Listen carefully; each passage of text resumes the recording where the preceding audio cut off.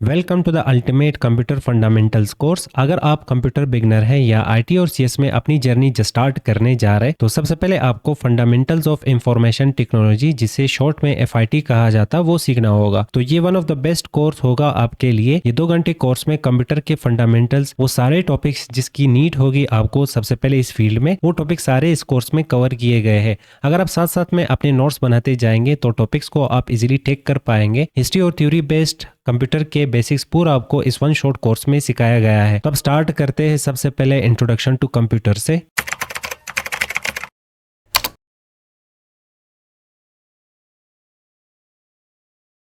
अस्सलाम वालेकुम एवरीवन, आ चुके अपने एफआईटी के फर्स्ट लेक्चर के साथ। और इस लेक्चर में हम देख रहे होंगे कि सारे टॉपिक्स क्या होते हैं और इन टॉपिक्स को हम कवर कर रहे होंगे। तो स्टार्ट करते हैं अपने एफआईटी के इन टॉपिक्स के साथ।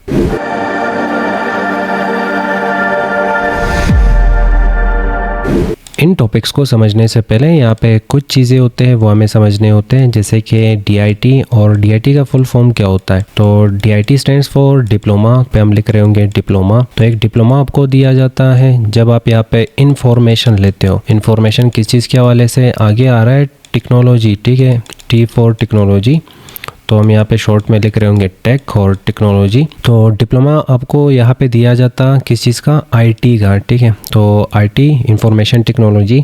और डिप्लोमा तो आपके पास एक कागज़ होता है, ठीक है, जिसमें आपके पास रिकॉर्ड होता है आपने क्या क्या पढ़ा। इंफॉर्मेशन मतलब नॉलेज, और नॉलेज किस चीज़ के हवाले से? टेक के हवाले से। तो टेक के इनसाइड और टेक्नोलॉजीज़ के इनसाइड ढेर सारी चीज़ें होते हैं। इसमें मशीन्स आ जाते हैं जो हार्डवेयर में आ जाते हैं। तो यहाँ पे जितने भी मशीन्स होंगे जो साइंटिफिक वे में बनाए गए हैं, और इसके अलावा यहाँ पे ढेर सारे सॉफ्टवेयर एप्लीकेशंस वगैरह भी आ जाते हैं। तो इन चीज़ों के हवाले से नॉलेज और इन्फॉर्मेशन हासिल करना और इस काबिल बनना कि आपको ये चीज़ें बनाने आ गए, तो आपको यहाँ पे डिप्लोमा दिया जाता। बाकी यूनिवर्सिटीज़ और कॉलेजेस में ये जो डिप्लोमा है इसे आपको 1 और 3 ईयर के बीच में दिया जाता। 1 और 3 ईयर के इनसाइड आपको ढेर सारी चीज़ें पढ़ाए जाते हैं, एप्लीकेशन, डेटाबेस, सॉफ्टवेयर्स, ये सारी चीज़ें आपको सिखाए जाते हैं। उसके बाद आपको डिप्लोमा मिलता। पर अकेडमीज में इसका कंसेप्ट कुछ और तरीके से रखा गया है। यहाँ पे 6 मंथ का कोर्स करवाया जाता है, उसमें बेसिक्स कंप्यूटर सिखाए जाते हैं। और डीआईटी का नाम बेसिक्स कोर्स रखा गया है, जो कि शायद ही सही होगा। पर हम बढ़ते यहाँ पे आगे अपने नेक्स्ट टॉपिक की तरफ और एफआईटी को डिस्कस करते हैं। तो पहला टॉपिक एफआईटी, और एफआईटी को एक दफ़ा समझते हैं एफआईटी होता क्या है। अच्छा, स्टार्ट में आ रहा है एफ मीन फंडामेंटल्स, और आई वही इंफॉर्मेशन टेक्नोलॉजी। तो इंफॉर्मेशन टेक्नोलॉजीज़ के हवाले से बुनियादी चीज़ें पढ़ना, और इसमें सारे डिवाइसेस आ जाते हैं। तो ज़ाहिर बात हम सारे डिवाइसेस में कवर नहीं करने वाले। हमारे यहाँ पे सिर्फ और सिर्फ टारगेट होगा कंप्यूटर को पढ़ना, और हम कंप्यूटर का नॉलेज इस कोर्स में सिर्फ और सिर्फ ले रहे होंगे। जो बुनियादी चीज़ें होते हैं आईटी के हवाले से, वो पढ़ना और वो इंफॉर्मेशन लेना एफआईटी कहलाता है। और इसमें टोटल थ्योरी होती है। तो इन टॉपिक्स को आप डिस्कस करते हैं और कवर करते हैं 1 बाय 1, और स्टार्ट करते हैं व्हाट इज़ कंप्यूटर से। अच्छा, व्हाट इज़ कंप्यूटर? पहला क्वेश्चन आ जाता है कि कंप्यूटर होता क्या है। तो कंप्यूटर एक इलेक्ट्रॉनिक डिवाइस है। इलेक्ट्रॉनिक मतलब बिजली से चलने वाला, लाइट से चलने वाला। तो लाइट से चलने वाला ये एक डिवाइस है, और मशीन भी हम इसे कह सकते हैं। और इसका काम है इनपुट लेना। मतलब ये कि अगर आप कंप्यूटर लेते हैं, और अगर आपके घर में भी एक कंप्यूटर पड़ा है, तो वो कंप्यूटर अगर कोने में पड़ा होगा तो ज़ाहिर बात है उसका कोई काम नहीं होगा, वो खुद से कोई भी काम नहीं कर सकता। तो ये कंप्यूटर डिपेंडेंट है और डम मशीन है। इसे हमेशा नीड होती है दूसरे की, यूज़र की। तो मैं और आप यहाँ पे यूज़र कहलाते हैं। तो मान लो मैं यहाँ पे यूज़र, और यूज़र कंप्यूटर को जैसे जैसे यहाँ पे यूज़ करता है तो हम उसे कहते हैं कि कंप्यूटर को यूज़र क्या दे रहा है? इनपुट दे रहा है, ठीक है। तो वही इनपुट का मिसाल यहाँ पे आ जाता है। तो आप यहाँ पे जो भी काम करते हो कंप्यूटर के इनसाइड, तो आप कंप्यूटर को इनपुट देते हो। अच्छा, इनपुट के बाद क्या होता है? इनपुट के बाद कंप्यूटर उसके ऊपर प्रोसेस करता है। मतलब ये, अगर आप यहाँ पे कंप्यूटर को कोई भी काम दे देते हो, तो कंप्यूटर के पास यहाँ पे एक छोटा सा चिप होता है, और इस चिप को हम कहते हैं सीपीयू। तो वो जो सीपीयू है, सीपीयू की तरफ यहाँ पे प्रोसेस चला जाता है। तो आपने यहाँ पे इनपुट दे दिया, इनपुट गया प्रोसेस की तरफ, और प्रोसेस की शक्ल में सीपीयू को वो काम मिला। और जैसे ही वो काम मिला, तो वो जो काम है प्रोसेस करने के बाद कि क्या ये काम ठीक है या नहीं, समझ आता है कंप्यूटर को या नहीं। अगर समझ आ जाता है तो यहाँ पे 2 टाइप्स के रिजल्ट रिलीज़ होते हैं।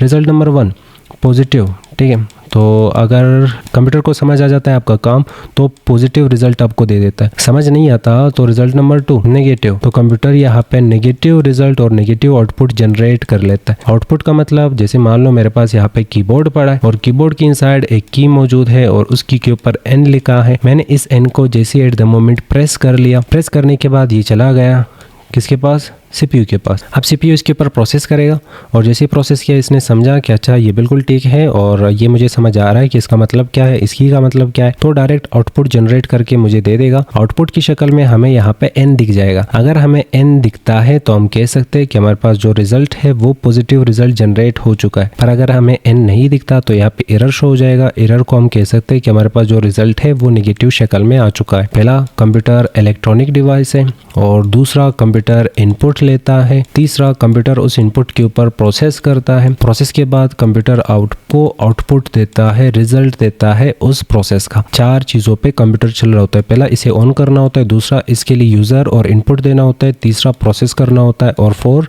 उसके बेस पे आपको आउटपुट मिलेगा। आउटपुट नेगेटिव भी हो सकता है और पॉजिटिव भी हो सकता है। कंप्यूटर का डेफिनेशन यहाँ पे आपको समझ आ चुका होगा। नेक्स्ट, जैसे आपके पास इंग्लिश होती है और इंग्लिश में आपको कहा जाता है कि आपके पास जो टेंस है और टेंस को लिया गया है टेम्पस से, मतलब टेम्पस किस लैंग्वेज का यहाँ पे वर्ड है? लातिन लैंग्वेज का यहाँ पे एक वर्ड है टेम्पस, और टेम्पस से टेंस को लिया गया। इसी तरह कंप्यूटर के इनसाइड भी यहाँ पे कंप्यूटर को भी यहाँ पे लातिन वर्ड से लिया गया है। और लातिन वर्ड कौन सा होगा? तो कुछ लोग कहते हैं कंप्यूटर है, कंप्यूटर से लिया गया है। कुछ लोग कहते हैं कंप्यूटर को कंप्यूट से लिया गया है। कंप्यूटर है या कंप्यूट, इसका मतलब क्या होता है? कंप्यूटर वर्ड का हमें मतलब समझ आ चुका, पर इनका मतलब क्या होता है? इनका मतलब है सोल्व करना। जैसे मान लो मेरा एक प्रॉब्लम है, आपके सामने ये चीज़ें रिप्रेजेंट करना, तो ये मुझे सॉफ्टवेयर दे रहा है और मेरा यहाँ पे प्रॉब्लम सोल्व कर रहा है। नेक्स्ट, काउंट करना। काउंट मतलब गिनती, जैसे 1 2 3 4 ये गिनती होती है, और टू काउंट करना, कंप्यूटर काउंटिंग भी कर सकता। नेक्स्ट आ रहा है आपके पास कैलकुलेट करना। सॉफ्टवेयर कंप्यूटर के पास मौजूद है। 1 को प्लस कर लो 1 के साथ या 2 के साथ, तो आपके सामने 3 का रिजल्ट आ जाएगा। तो कंप्यूटर कैलकुलेशन भी कर सकता है। तो इन 2 वर्ड्स का यहाँ पे हमारे पास मतलब यही होगा कि कंप्यूटर सोल्व करता है, कंप्यूटर काउंट करता है, कंप्यूटर कैलकुलेट करता है। पर ये उस लातिन वर्ड का यहाँ पे मतलब था, लातिन वर्ड में जो कंप्यूटर को लिया गया है, और लातिन वर्ड में जो लातिन लैंग्वेज में जो कंप्यूटर का यहाँ पे जो वर्ड्स मौजूद है, इसका मतलब ये होगा सोल्व करना, काउंट करना और कैलकुलेट करना। पर एक्चुअल में यहाँ पे कंप्यूटर आजकल बहुत कामों के लिए यूज किया जाता, तो हम यहाँ पे कंप्यूटर को कह सकते हैं कि इनपुट लेता है, प्रोसेस करता है, और इसके बाद आउटपुट जनरेट हो जाती है। आगे बढ़ते हैं। अब यहाँ पे क्या हुआ कि कुछ शातिर लोगों ने कंप्यूटर का यहाँ पे मजीद भी मतलब निकाल दिया। तो पहले भी यहाँ पे कंप्यूटर का मतलब हमें समझ आ चुका है कि कंप्यूटर का मतलब इनपुट, प्रोसेस और आउटपुट। पर यहाँ पे देख लो, इसे लेटर बाय लेटर भी मतलब दिया गया है। जैसे कि आपके पास यहाँ पे कंप्यूटर का सी से क्या आता है, तो कहोगे कॉमन आता है। ओ से क्या आता है? ऑपरेटिंग आता है। एम से क्या आता है? मशीन आता है। पी से पर्पसली, यू से यूज्ड फॉर, और टी से टेक्नोलॉजिकल, और ई से एजुकेशनल, और लास्ट में आपके पास आर, और आर से आ जाता है रिसर्चेस। तो यहाँ पे आप सिंपल देख सकते हो, कॉमन मतलब हर जगह पाई जाने वाली मशीन, और ऑपरेटिंग मशीन है लोगों के साथ ऑपरेट करता। इसे एक मकसद के लिए यूज़ किया जाता है। वो मकसद क्या है? टेक्नोलॉजी के ऊपर और एजुकेशन के ऊपर रिसर्च करना। पर हाँ, इसका कोई यहाँ पे करेक्ट मतलब नहीं होता, पर जो भी यहाँ पे हमें लेटर बाय लेटर मतलब समझ आता है वही एक्सेप्ट कर लो। बाकी अगर आप फुल सेंटेंस का मतलब निकालोगे तो उसका कोई करेक्ट मतलब नहीं निकलता, और ना ये फुल मतलब हमें दे रहा होता है। नेक्स्ट, यहाँ पे फादर ऑफ कंप्यूटर, मतलब कंप्यूटर किसी ना किसी ने तो बनाया है, डेवलप्ड किया है। अब कंप्यूटर जिसने बनाया उसका नाम है चार्ल्स बेबेज। अब चार्ल्स बेबेज यहाँ पे फादर ऑफ कंप्यूटर भी कहलाते हैं, पर इन्होंने यहाँ पे जो कंप्यूटर बनाया वो ये कंप्यूटर नहीं जो हम यूज़ करते, वो कंप्यूटर था the analytical engine. Analytical engine उस वक़्त चार्ल्स बेबेज ने बनाया था। तो चार्ल्स बेबेज के कंप्यूटर का नाम एनालिटिकल इंजन, और इस कंप्यूटर के यहाँ पे सिर्फ 7000 प्लस पार्ट्स थे। 7000 प्लस पार्ट्स थे। तो बहुत ही बड़ा कंप्यूटर और मशीन इन्होंने बनाया था, और जिसके थ्रू कैलकुलेशन वगैरह या काम किया जाता था। और ये एक डिवाइस थी, और उस डिवाइस में कुछ प्रॉब्लम थी, और उस प्रॉब्लम को सोल्व करने के लिए फिर नेक्स्ट यहाँ पे रोल आया मदर ऑफ कंप्यूटर का, अदा लवलेस। अदा लवलेस आप कह सकते हो कि ये प्रोग्रामर है, और फीमेल में ये पहली प्रोग्रामर है। और इस प्रोग्रामर ने क्या किया था, इन्होंने यहाँ पे एक लैंग्वेज ईजाद कर ली, और उस लैंग्वेज का नाम रखा अदा प्रोग्रामिंग लैंग्वेज। और इस लैंग्वेज के इनसाइड इन्होंने कुछ प्रोग्राम्स लिखे एनालिटिकल इंजन के लिए।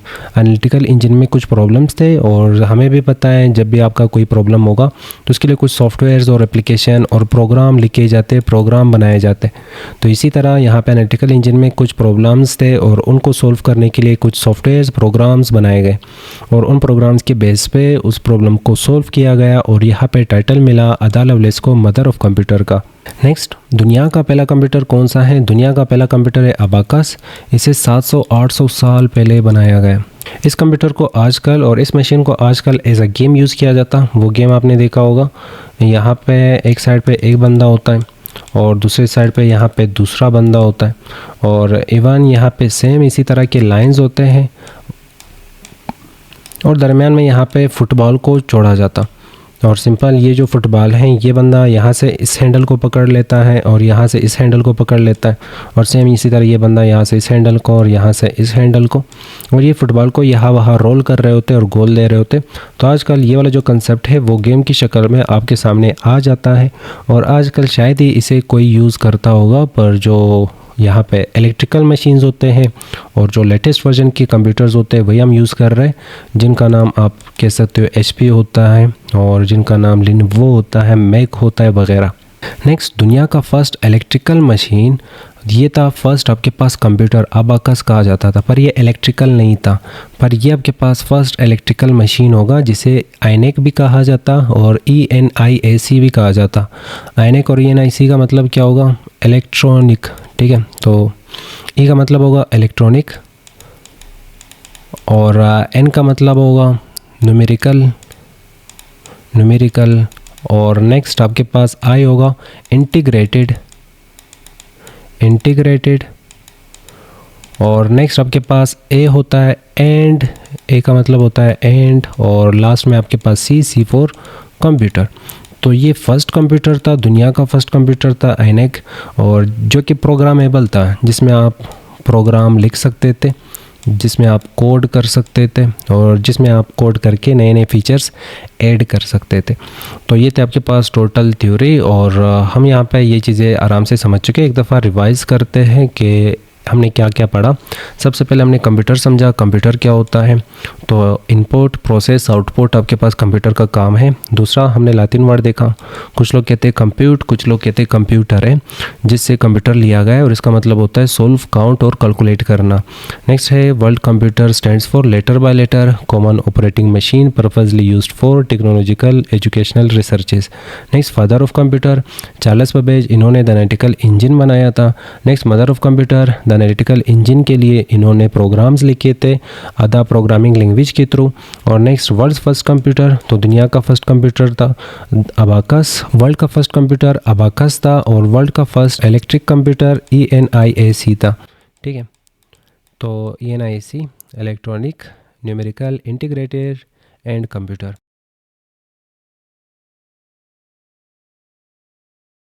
आ चुके अपने FIT के लेक्चर नंबर 2 के साथ, और इस लेक्चर में हम टाइप्स ऑफ कंप्यूटर्स पढ़ने वाले हैं, जिसमें analog computer, digital computer, hybrid computer हम देखने वाले हैं। इसके अलावा पार्ट्स ऑफ कंप्यूटर हम देख रहे होंगे और main parts and components of computer हम देख रहे होंगे। तो स्टार्ट करते हैं अपने एनालॉग कंप्यूटर्स के साथ।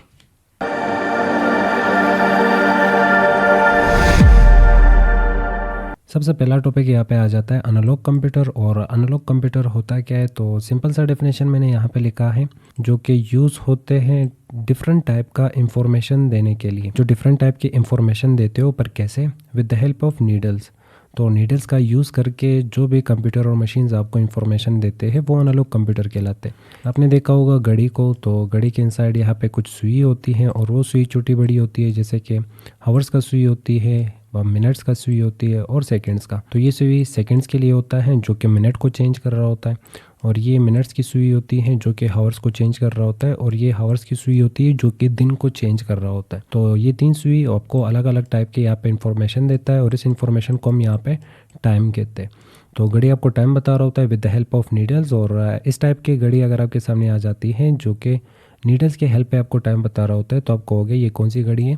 एनालॉग घड़ी है और एनालॉग मशीन है। इसके अलावा यहाँ पे कुछ मज़ीद मैंने इन्फॉर्मेशन ऐड किया है इसमें, और बताता चलो आपको वो, जिसमें पहले आ जाता है कि एनालॉग कंप्यूटर वो डिवाइसेस है जो रिप्रेजेंट करता है डेटा को फिज़िकल क्वांटिटीज़ की शक्ल में, उससे सिग्नल मिलती हैं, और उस सिग्नल के बेस पे वो आपको इन्फॉर्मेशन देता है। और वो सिग्नल क्या क्या हो सकता है? वो सिग्नल वोल्टेज हो सकता है, वो सिग्नल प्रेशर हो सकता है, और वो सिग्नल रोटेशन हो सकता है।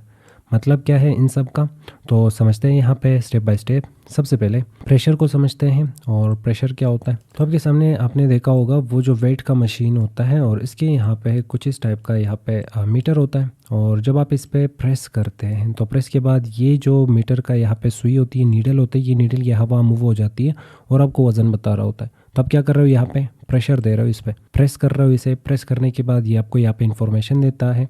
तो यहाँ पे आपको एनालॉग जो मशीन है वो इन्फॉर्मेशन देता है with the help of pressure. तो प्रेशर इसका सिग्नल है, कंटिन्यूस सिग्नल इसे मिलेगा प्रेशर के फॉर्म में, तब ये काम करेगा, वरना नहीं। अच्छा, नेक्स्ट आ रहा है यहाँ पे रोटेशन। और रोटेशन आपने कंपास देखा होगा, कंपास कुछ इस टाइप का, और इसके इनसाइड आपको यहाँ पे कुछ चीज़ें बताए जाते हैं, जैसे कि नॉर्थ कहाँ है, तो आपको ये सिम्थ बताता कि आप किस सिम्थ के एंगल में खड़े हैं। आप नॉर्थ की तरफ है आपका मुंह, ईस्ट की तरफ है, साउथ की तरफ है, या वेस्ट की तरफ है। पर ये कब काम करता, ये रोटेशन में काम करता। आप इसे रोटेट करोगे तो इसके इनसाइड यहाँ पे सुई होती है, और वो सुई आपको रोटेशन के फॉर्म में आपको इन्फॉर्मेशन दे रहा है, सिम्थ बता रहा है। रोटेशन के फॉर्म में आपको ये इन्फॉर्मेशन दे रहा है, और सिम्थ बता रहा होता है कि आप किस सिम्थ में खड़े। तो इस टाइप के मशीन को भी हम यहाँ पे एनालॉग मशीन कह सकते हैं, जो कि रोटेशन के बेस पे आपको इन्फॉर्मेशन देता है। अब लास्ट चीज़ यहाँ पे आ जाती है वोल्टेज। अब वोल्टेज क्या होती है, तो वोल्टेज मीन्स, हाँ, घड़ी देखा होगा, कुछ घड़ी ये, और इसमें भी यहाँ पे सुई होती है, और ये सुई और नीडल्स कब चलते हैं, जब इसकी इनसाइड सेल होगा। अगर इसकी इनसाइड सेल मौजूद है तो सेल के बेस पे ये कुछ पावर ले रहा होता है। तो सेल पावर क्रिएट करता है, जी बिल्कुल। पावर से पहले ये इलेक्ट्रिसिटी क्रिएट करता है। अच्छा, पावर किस चीज़ से बनता है, इलेक्ट्रिसिटी से। इलेक्ट्रिसिटी किस चीज़ से बनेगा, वोल्टेज से। मतलब जो सेल होता है, तो मान लो मैं वो बड़ी घड़ी का यहाँ पे सेल आपको समझाने की कोशिश कर रहा हूँ। बड़ी घड़ी में बड़े सेल्स होते हैं कुछ इस टाइप के, और इसके इनसाइड यहाँ पे इस साइड पे आपको माइनस सिंबल दिख रहा होता है, और इस साइड पे प्लस, और इस साइड पे आपको कुछ स्प्रिंग्स दिख रहे होते हैं। तो आपने देखा होगा जब आप घड़ी में सेल फिक्स करते हो तो आपको इस साइड पर कुछ स्प्रिंग्स दिखते हैं। क्यों स्प्रिंग लगाए जाते हैं, ताकि ये यहाँ से प्रेशर लगा सके। ये इस साइड से ये प्रेशर लगा रहा होता है, और प्रेशर के बेस पे इसके इनसाइड लूप की शक्ल में कुछ पार्टिकल्स मूव हो रहे होते हैं, और वो यहाँ पे इलेक्ट्रॉन्स को क्रिएट कर रहा होता है। किस चीज़ को, इलेक्ट्रॉन्स को। तो वो यहाँ पे इलेक्ट्रॉन्स को क्रिएट कर रहा होता है, और इलेक्ट्रॉन्स क्या बनाता है, इलेक्ट्रॉन्स बना लेता है इलेक्ट्रिसिटी, और इलेक्ट्रिसिटी से क्या बनेगा, पावर। अच्छा, पावर से क्या होगा, पावर से सिंपल ये जो सुई होती है ये मूव हो जाते हैं। तो हम सिंपल कह सकते हैं यहाँ पे वोल्टेज होता है, और वोल्टेज के बेस में आपको सेल कुछ एनर्जी देता है, कुछ पावर देता है, और उस पावर के बेस पे ये घड़ी की जो सुई होती है, जो नीडल्स होते हैं, वो मूव होते हैं, और आपको यहाँ पे टाइम बताया जाता है। और ये क्या है, ये वही मशीन है जिसके ऊपर आप यहाँ पे वज़न लगाते हो, प्रेशर देते हो। प्रेशर के बाद ये आपको यहाँ से कुछ इस तरह से अगर मूव हो जाता है तो ये आपको वेट बताने की कोशिश करेगा। तो यहाँ पर ये वेट बताता है। इसके अलावा कुछ मशीन्स अपने हार्ट के मशीन देखे होंगे मेडिकल में, जो जिग जैग की शक्ल में आपको इन्फॉर्मेशन देता है। तो वहाँ पे भी कंटिन्यूसली सिग्नल लिया जाता है हार्ट से, और आपको बताया जाता है हार्ट जिंदा है, अलाइव है या नहीं। अगर अलाइव नहीं होगा तो स्ट्रेट लाइन, अलाइव होगा तो आपको जिग जैग की शक्ल में यहाँ पे इंफॉर्मेशन मिल रहा होता है, और आप वहाँ पे समझ सकते हो क्या इस वक्त ये बंदा और इंसान अलाइव है। तो आप सिंपल यहाँ पे ये समझ लें, एनालॉग मशीन वो मशीन होते हैं जो कि नीडल्स की शक्ल में आपको इन्फॉर्मेशन देते हैं, और नीडल्स अलग अलग पावर से मूव होते हैं, अलग अलग फिजिकल क्वांटिटीज से मूव होते हैं, जैसे कि वोल्टेज से मूव हो सकते हैं ये, और वोल्टेज के बेस पे ये आपको इंफॉर्मेशन दे रहे होते हैं, प्रेशर के बेस पे ये इंफॉर्मेशन दे रहे होते हैं, या तो फिर रोटेशन के बेस पे ये इंफॉर्मेशन दे रहे होते हैं। अच्छा, नेक्स्ट पार्ट यहाँ पे आ जाता है डिजिटल कंप्यूटर का। तो ये टाइप नंबर 2 होगा, और टाइप्स ऑफ कंप्यूटर में ये टाइप नंबर 2 होगा, डिजिटल कंप्यूटर। ये कौन सी मशीन है, ये वो मशीन है जो डेटा को रिप्रेजेंट करने से पहले प्रोसेस करता है। अच्छा, नेक्स्ट, ये डेटा को स्टोर भी करता है, इंफॉर्मेशन या डेटा को स्टोर भी करता है, और ये डेटा या इंफॉर्मेशन या जो प्रोसेस जो भी काम करता है उसके लिए ये यूज़ करता है कुछ नंबर्स को। नंबर्स कौन से हैं, 0 और 1, और इन 0 और 1 को हम बाइनरी नंबर और बाइनरी कोड भी कहते हैं। मतलब ये जो हमारे पास मशीन होते हैं ये सिंपल मशीन है, और हम इसे इलेक्ट्रिक मशीन भी कहते हैं। इलेक्ट्रिक मशीन कंप्यूटर के डेफिनेशन में आपने पढ़ा था, जो डिजिटल कंप्यूटर होते हैं वो वही है जो हमने पढ़ा था लास्ट टाइम, जिसमें हिस्ट्री वगैरह चीज़ें हमने कुछ डिस्कस किए थे। तो ये वही कंप्यूटर है जो डिजिटल में आ जाता। तो इलेक्ट्रिक कंप्यूटर होते हैं ये, जो डिजिटल कंप्यूटर या डिजिटल मशीन होते हैं वो इलेक्ट्रिक से चलते, इलेक्ट्रिसिटी से चलते। नंबर 1, लाइट से चलते। नंबर 2, इनका खुद का एक लैंग्वेज होता है, और उस लैंग्वेज के बेस पे ये खुद को सिग्नल दे रहे होते हैं। तो यहाँ पे ये खुद को सिग्नल कैसे देते हैं, ये एक लैंग्वेज के थ्रू। लैंग्वेज कौन सा है, बाइनरी लैंग्वेज। अच्छा, बाइनरी लैंग्वेज के इनसाइड क्या होता है, 0 और 1। जैसे कि इंग्लिश की इनसाइड आपको 26 लेटर मिलते हैं और ए से स्टार्ट होते हैं जेड की तरफ, और इसमें बाइनरी में सिर्फ और सिर्फ 0 और 1 होते हैं, और 0 और 1 के बेस पे ये अलग अलग टाइप के कोड बनाते हैं, आपका डेटा स्टोर करते हैं, आपका डेटा रिप्रेजेंट करते हैं, आपके मैसेज को समझते हैं, आपके कमांड को समझते हैं, आपके इनपुट को समझते हैं, आपके प्रोसेस को समझते हैं, और प्रोसेस के बाद आउटपुट को भी इसी के थ्रू रिप्रेजेंट किया जाता। तो बिहाइंड द सीन सारा काम 0 और 1 और बाइनरी की शक्ल में हो रहा होता है। तो हम कह सकते हैं ये कंप्यूटर क्या करते हैं, ये कैलकुलेशन करते हैं और डेटा को स्टोर करते हैं और प्रोग्राम्स को रन करते हैं, और इसके लिए सिर्फ और सिर्फ ये इन्हीं 2 वैल्यूज़ का यूज़ करते हैं, और वो 2 वैल्यूज़ कौन से, 0 और 1 और बाइनरी कोड। डिजिटल कंप्यूटर ये सारे कंप्यूटर होते हैं, और आपने इन मशीन्स को देखा होगा मार्केट में। सबसे पहला लैपटॉप शायद आप खुद यूज़ करते होंगे, या मोबाइल आप यूज़ करते हो तो मोबाइल भी इसी में आ जाता है। तो अगर आप मोबाइल यूज़ करते हो तो मोबाइल भी डिजिटल मोबाइल होता है, और ये डिजिटल कंप्यूटर में आ जाता है। इसके बाद नेक्स्ट ये मशीन आपने देखा होगा वज़न के लिए दुकानों में, शॉप्स में, तो ये भी डिजिटल मशीन और डिजिटल वेट मशीन होता है। और ये घड़ी देखी होगी जिसमें आपको नंबर में इंफॉर्मेशन और टाइम बताया जाता, तो ये भी डिजिटल घड़ी और डिजिटल वॉच है। तो इस टाइप के मशीन्स को हम डिजिटल मशीन्स कह सकते हैं। इनका लैंग्वेज और इलेक्ट्रिक मशीन होते हैं। ये डेटा को रन करता है, डेटा के ऊपर प्रोसेस करता है और डेटा को स्टोर करते हैं और वगैरह। तो उम्मीद करता हूँ आपको यहाँ पे डिजिटल कंप्यूटर और अनलॉग कंप्यूटर समझ आ चुका होगा। नेक्स्ट और लास्ट यहाँ पे आ जाता है हाइब्रिड कंप्यूटर। और हाइब्रिड कंप्यूटर काम कैसे करता है, सबसे पहले यहाँ पे देख लो, इसके पास यहाँ पे 2 चीज़ों का कम्बिनेशन होता है। वो 2 चीज़ें क्या होंगी, अभी आपने पढ़ा अनलॉग कंप्यूटर और नेक्स्ट आपने पढ़ा डिजिटल कंप्यूटर। ये अनलॉग कंप्यूटर और ये डिजिटल कंप्यूटर दोनों को कंबाइन किया जाता, और सबसे पहले अनलॉग के बेस पे कंटिन्यूस सिग्नल इसे मिल रही होती है, और कंटिन्यूस सिग्नल के बेस पे ये आपको इन्फॉर्मेशन देता है। दूसरा डिजिटल कंप्यूटर के बेस पे ये सिग्नल लेता है, प्रोसेस करता है और उसके बाद इन्फॉर्मेशन रिप्रेजेंट करता है। इस टाइप के मशीन को कहाँ पे यूज़ किया जाता, हाइब्रिड कंप्यूटर्स को ज़्यादातर यूज़ किया जाता कहाँ पे, मेडिकल के इनसाइड। तो ये ज़्यादातर मेडिकल के डिवाइसेस होते हैं और मेडिकल के इनसाइड यूज़ होते हैं, जैसे कि हार्ट का मोनीटर है, और जो कि मेजर करता है किस चीज़ को, ये मेजर करता है हार्ट बीट को, या तो फिर आप कैसे तो मेजर करता है हार्ट के परसेंटेज को, हार्ट कितने % ज़िंदा है। और यहाँ पे देख लो जिग जैग आपको कुछ मिल रहा होगा, तो ये कौन क्रिएट कर रहा है, ये कनेक्ट होता है हार्ट के साथ और बॉडी के साथ, और जाहिर बात है ये बॉडी से हार्ट का सिग्नल ले रहा होता है, और आपको जिग जैग की शक्ल में वो सिग्नल दिया जाता है कि हाँ हार्ट इस वक्त अलाइव है और ज़िंदा है, बीट कर रहा है। नेक्स्ट कितने % ये ज़िंदा है, आपको यहाँ पे नंबर में डिजिटल कंप्यूटर बता रहा है कि कितने % ज़िंदा है, उसके नंबर में आपको इन्फॉर्मेशन दिया जाता। तो इस मशीन के इनसाइड 2 टेक्नोलॉजीज़ का यूज़ किया गया है, एक एनालॉग कंप्यूटर और दूसरा डिजिटल कंप्यूटर। अच्छा, इसके बेस पे आपको एक सॉलिड इन्फॉर्मेशन दिया जाता और सीरियस इन्वायरमेंट में इन दोनों का एक साथ यूज़ किया जाता, ताकि आपको एक सीरियस और सॉलिड रिजल्ट मिले। हमने यहाँ पे समझा हाइब्रिड मशीन कौन से होते हैं और हाइब्रिड कंप्यूटर कौन से होते हैं। वो कंप्यूटर जो एनालॉग और डिजिटल के कम्बिनेशन से बनता है, और दोनों के बेस पे ये एक आपको सॉलिड रिज़ल्ट मिलता है और एक सॉलिड इंफॉर्मेशन दे रहा होता है, और दोनों के बेस पे ये क्लियर हो चुका होगा। और यहाँ पे ये 3 टाइप्स आपके कंप्लीट हो जाते हैं। थर्ड टाइप था हाइब्रिड, तो आपने पहला पढ़ा एनालॉग और दूसरा पढ़ा डिजिटल, और ये थर्ड वन था, और थर्ड वन कौन सा है, हाइब्रिड है। इसके अलावा आपके सामने यहाँ पे डिजिटल कंप्यूटर के इनसाइड ढेर सारे टाइप्स होते हैं। ढेर सारे तो हम नहीं कह सकते, पर हाँ 4 टाइप्स होते हैं। Number 1 micro computer, number 2 mini computer, number 3 super computer, number 4 main frame computer, जिसे हम एज अ डेटाबेस यूज़ कर रहे होते हैं और इसमें डेटा हम स्टोर करते हैं। अच्छा, तो इन कंप्यूटर्स का स्टडी आपने खुद से करना है, सेल्फ स्टडी करनी है और उनके हवाले से आपने पढ़ना है। पर फिलहाल इस यहाँ पे देख लो, हम यहाँ पे माइक्रो कंप्यूटर देखने वाले। माइक्रो कंप्यूटर आप हिस्ट्री में वापस पढ़ चुके हो, यहाँ पे एक दफ़ा फिर मैं बता रहा हूँ। सिंगल कंप्यूटर, ये सिंगल यूज़र कंप्यूटर होते हैं। जिस वक्त मैं यूज़ कर रहा हूँ लैपटॉप, तो ये लैपटॉप क्या है, सिंगल यूज़र कंप्यूटर है, और इसे मैं सिर्फ यूज़ कर सकता हूँ, दूसरा बंदा मेरे साथ एक ही टाइम पे इसे यूज़ नहीं कर सकता।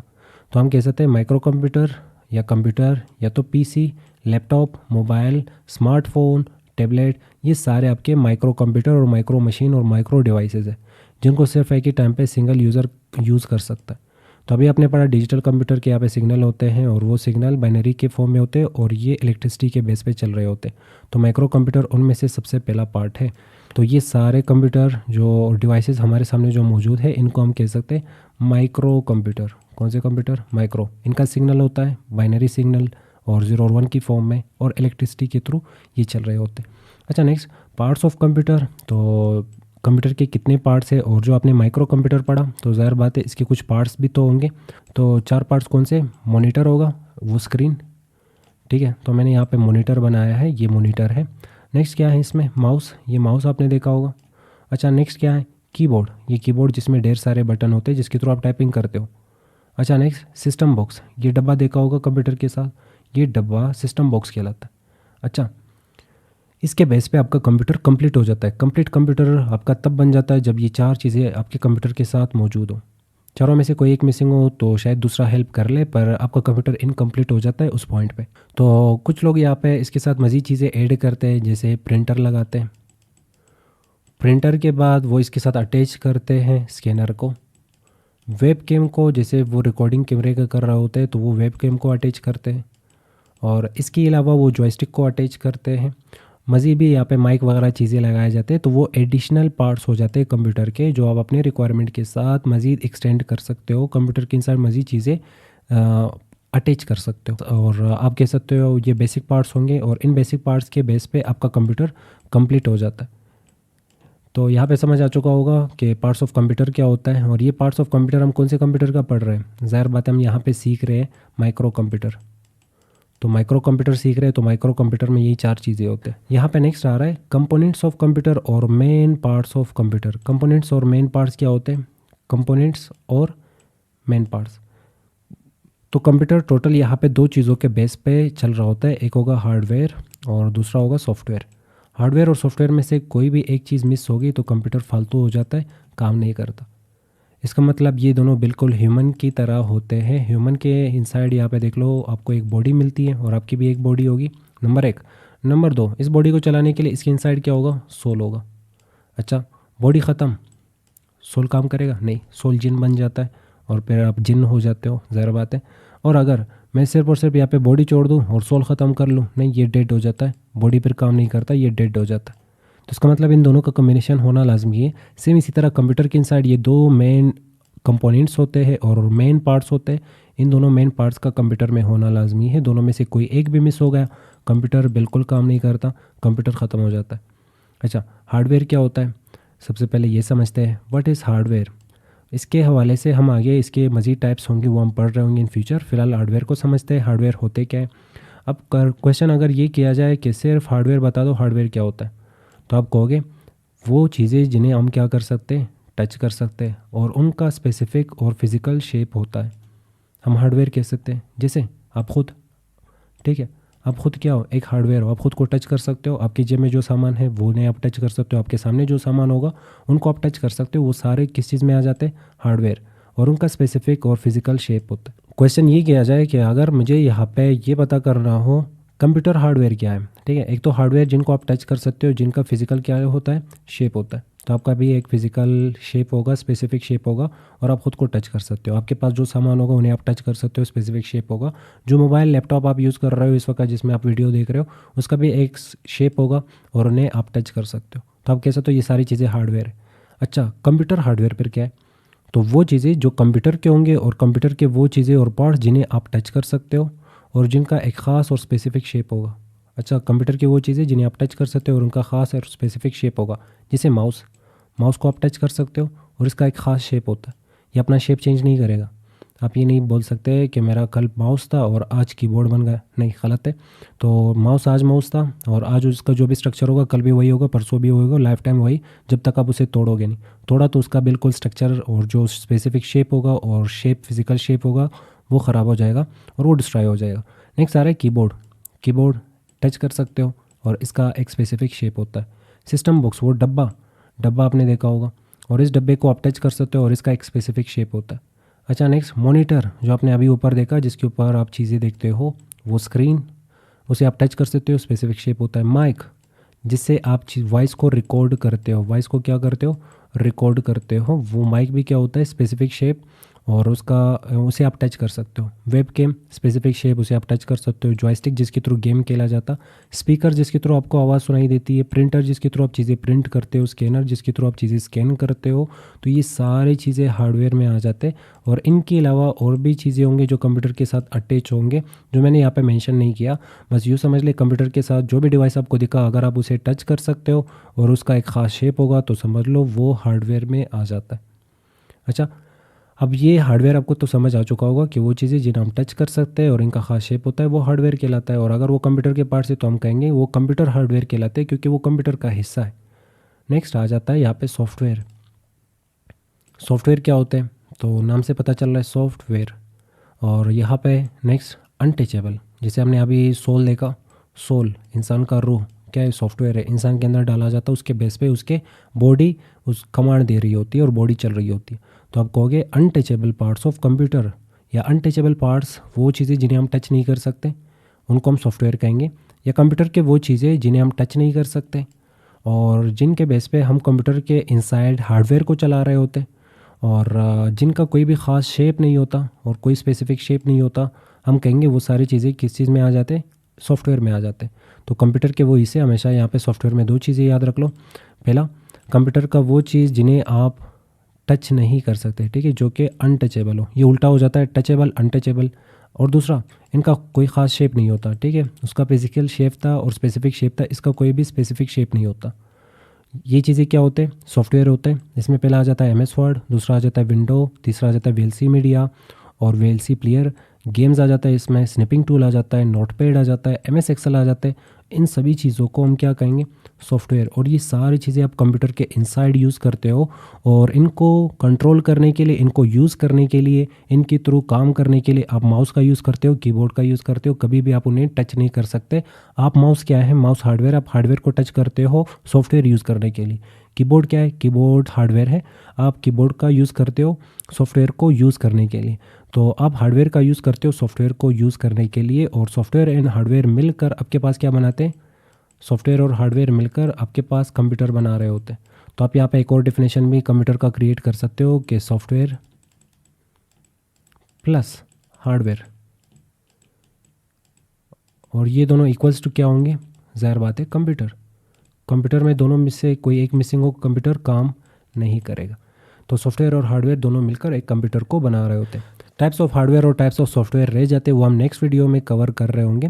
फिलहाल इस वीडियो में जो टॉपिक्स थे और जो चीज़ें हमें समझने थे वो हम यहाँ पे समझ चुके हैं, जिसमें था एनालॉग कंप्यूटर, जिसमें था डिजिटल और जिसमें था हाइब्रिड। तो ये टाइप्स ऑफ कंप्यूटर में आ जाते हैं, पर याद रख लो टाइप्स ऑफ कंप्यूटर के इनसाइड यहाँ पे हर टाइप के इनसाइड अलग अलग मज़ीद टाइप्स भी होते हैं। एनालॉग के इनसाइड अलग मज़ीद टाइप्स होते हैं, डिजिटल के इनसाइड अलग मज़ीद टाइप्स होते हैं, और इसी तरह हाइब्रिड के इनसाइड अलग मज़ीद टाइप्स होते हैं। डिजिटल के इनसाइड माइक्रो कंप्यूटर होता है, मिनी कंप्यूटर होता है, मेन फ्रेम कंप्यूटर होता है और सुपर कंप्यूटर होता है। तो माइक्रो कंप्यूटर जो हम यूज़ करते हैं, जिसका डेफिनेशन आप लास्ट टाइम पढ़ चुके हैं और जिसके अभी अपने पार्ट्स भी पढ़े, वो माइक्रो कंप्यूटर है। अच्छा, मेन फ्रेम और मिनी कंप्यूटर पर क्या होंगे और सुपर कंप्यूटर क्या होंगे, इसके हवाले से आप खुद से रिसर्च करोगे और ये आपका होमवर्क होगा, ठीक है। तो ये आपका होमवर्क होगा, आप इसके हवाले से ख़ुद से रिसर्च करोगे और ख़ुद पढ़ोगे सुपर कंप्यूटर क्या है, मिनी कंप्यूटर क्या है, मेन फ्रेम कंप्यूटर क्या है।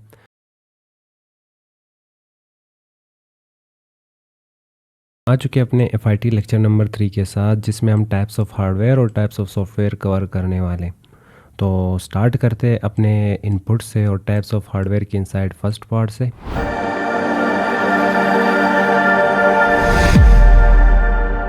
लास्ट टाइम हमने पढ़ा था व्हाट इज़ हार्डवेयर। तो हार्डवेयर के डेफिनेशन में हमने सीखा था कि टचेबल पार्ट्स ऑफ कंप्यूटर, और वो हिस्से कंप्यूटर के वो पार्ट्स जिनका एक ख़ास शेप होता है। तो ख़ास शेप और टचेबल पार्ट्स कंप्यूटर के हमेशा हार्डवेयर कहलाते हैं। तो इसके सामने एक और कीवर्ड हमें दिख रही है इनपुट, और इनपुट क्या होता है या इनपुट हार्डवेयर क्या होता है। तो हमें तो समझ आ रहा है इनपुट क्या है, हार्डवेयर है। और यूँ समझ लें कि हम यहाँ पे हार्डवेयर को अलग अलग मकसद के लिए यूज़ करते हैं। तो इसे कैटेगराइज़ किया है यूजेज के अकॉर्डिंग 4 हिस्सों में। सबसे पहले इनपुट होता है, दूसरा होगा आउटपुट, और तीसरा होगा सिस्टम बॉक्स, और लास्ट होगा स्टोरेज डिवाइसेस, जिसमें हम डेटा स्टोर कर रहे होते हैं। डेफिनेशन देखते हैं, those parts of computer, computer के वो हिस्से जिन्हें हम यूज़ करके इंस्ट्रक्शंस देते हैं और कंप्यूटर को कमांड्स देते हैं। लास्ट टाइम हमने कंप्यूटर का डेफिनेशन पढ़ा था कि कंप्यूटर एक डम मशीन है और वो ख़ुद से कोई भी काम नहीं करता। तो हम फिर क्या करते हैं, हम कंप्यूटर को यहाँ पे इंस्ट्रक्शंस देते हैं। कौन इंस्ट्रक्शन देता है? कंप्यूटर को यूज़र देता है। यूज़र कौन है? हमें और आप जो कंप्यूटर को यूज़ करते हैं। तो वो सारे लोग कंप्यूटर को जो यूज़ करते हैं वो यूज़र कहलाते हैं। अब यूज़र कंप्यूटर को जो भी यहाँ पे कमांड दे रहा होता है उस कमांड को हम यहाँ पे इनपुट कहते हैं। तो आप जो भी इंस्ट्रक्शन कंप्यूटर को देते हो उसे हम यहाँ पे इनपुट कहते हैं। कंप्यूटर को इनपुट देने के लिए हम इनपुट हार्डवेयर का यूज़ करते हैं, जिसमें पहला आ जाता है यहाँ पे आपका माउस। तो माउस के थ्रू, और इस वक्त जो यहाँ पे इंस्ट्रक्शन में कंप्यूटर को दे रहा हूँ वो किस चीज़ के थ्रू? माउस के थ्रू। तो माउस के थ्रू हम कंप्यूटर को क्या देते हैं? इनपुट देते हैं। इसके अलावा कीबोर्ड, ये सारी चीज़ें जो टाइप किए जा रहे होंगे और जो मैंने टाइप किए हैं आपके सामने जो लिखा गया है, तो हमने ये कीबोर्ड के थ्रू, और कीबोर्ड के थ्रू भी हम यहाँ पे कंप्यूटर को इंस्ट्रक्शन देते हैं। कंप्यूटर के इनसाइड आप माइक का भी यूज़ करते हो। जैसे बाहर की चीज़ें आप इनसाइड उतारना चाहते हो तो ज़ाहिर बात है आप माइक का यूज़ करोगे, तो माइक भी कंप्यूटर को इनपुट ही देता है। कोई कागज़ आपके सामने आ गया है, कोई पेज आपके सामने आ गया है जिसे आपने प्रिंट करना है। प्रिंट करने के लिए कंप्यूटर के इनसाइड इसे उतारना होगा, तो उतारने के लिए आप क्या करोगे? स्कैनर का यूज़ करोगे और इसका पिक्चर लोगे या तो स्कैन करोगे और ये कंप्यूटर के इनसाइड चला जाएगा। तो कंप्यूटर के इनसाइड चीज़ों को ले जाने के लिए हम कैमरा का यूज़ करते हैं या तो स्कैनर का यूज़ करते हैं। तो स्कैनर और कैमरा भी क्या होगा? Computer input hardware. तो ये सारे डिवाइसेस वो डिवाइसेस होते हैं जिनके थ्रू हम कंप्यूटर को इंस्ट्रक्शन देते हैं और कंप्यूटर को बताते हैं कि करना क्या है। माइक का भी हम यहाँ पे यूज़ करते हैं, जैसे कुछ गूगल वगैरह या चीज़ों में सर्च करना हो तो आप वॉइस के थ्रू यहाँ पे कंप्यूटर को कंट्रोल करते हो। तो माइक भी यहाँ पे कंप्यूटर को इंस्ट्रक्शंस देने के लिए काम आते हैं। अब ये सारे डिवाइसेस यूज़ किए जाते हैं कंप्यूटर को इंस्ट्रक्शन देने के लिए, कंप्यूटर को इनपुट देने के लिए। तो कभी इनपुट आप माउस के थ्रू दे रहे होते हो, कभी इनपुट आप यहाँ पे कीबोर्ड के थ्रू दे रहे होते हो, कभी इनपुट आप माइक के थ्रू दे रहे होते हो, कभी इनपुट कैमरा के थ्रू, कभी इनपुट स्कैनर के थ्रू। तो ये सारे वो डिवाइसेस हैं जिसके थ्रू हम कंप्यूटर को इंस्ट्रक्शंस देते हैं और कमांड देते हैं और कंप्यूटर से काम करवाते हैं। इनपुट हार्डवेयर समझ आ चुका होगा। नेक्स्ट बारी यहाँ पे कंप्यूटर आउटपुट हार्डवेयर, और कंप्यूटर आउटपुट हार्डवेयर फिर नाम से पता चल रहा है कि टचेबल होंगे और इसके स्पेसिफिक और ख़ास शेप होते हैं। पर कंप्यूटर आउटपुट हार्डवेयर का काम क्या है? तो यहाँ पे सिंपल सा डेफिनेशन मैंने लिखा है, वो डिवाइसेस कंप्यूटर के वो कंपोनेंट्स या वो डिवाइसेस या वो पार्ट्स जिनके थ्रू हमें रिज़ल्ट मिल रहा होता है, हमें आउटपुट मिल रहा होता है। पर आउटपुट किस चीज़ का? तो आपने कंप्यूटर को इंस्ट्रक्शन दे दिया, आपने कंप्यूटर को कहा ये काम कर लो मेरे लिए, चाहे वो माइक हो, चाहे वो कीबोर्ड हो, चाहे वो माउस हो, किसी भी चीज़ के थ्रू आपने कंप्यूटर को इनपुट दे दिया। अब ज़ाहिर बात है माइक या जो भी चीज़ होगी, जो भी डिवाइस आप यूज़ करते हो इनपुट देने के लिए, वो तो आपको रिज़ल्ट नहीं देगा। जैसे कि इस वक्त मैं माउस से मार्किंग कर रहा हूँ तो मार्किंग मुझे तो माउस नहीं दिखा रहा। मार्किंग कौन दिखा रहा है? ये स्क्रीन मुझे दिखा रहा है।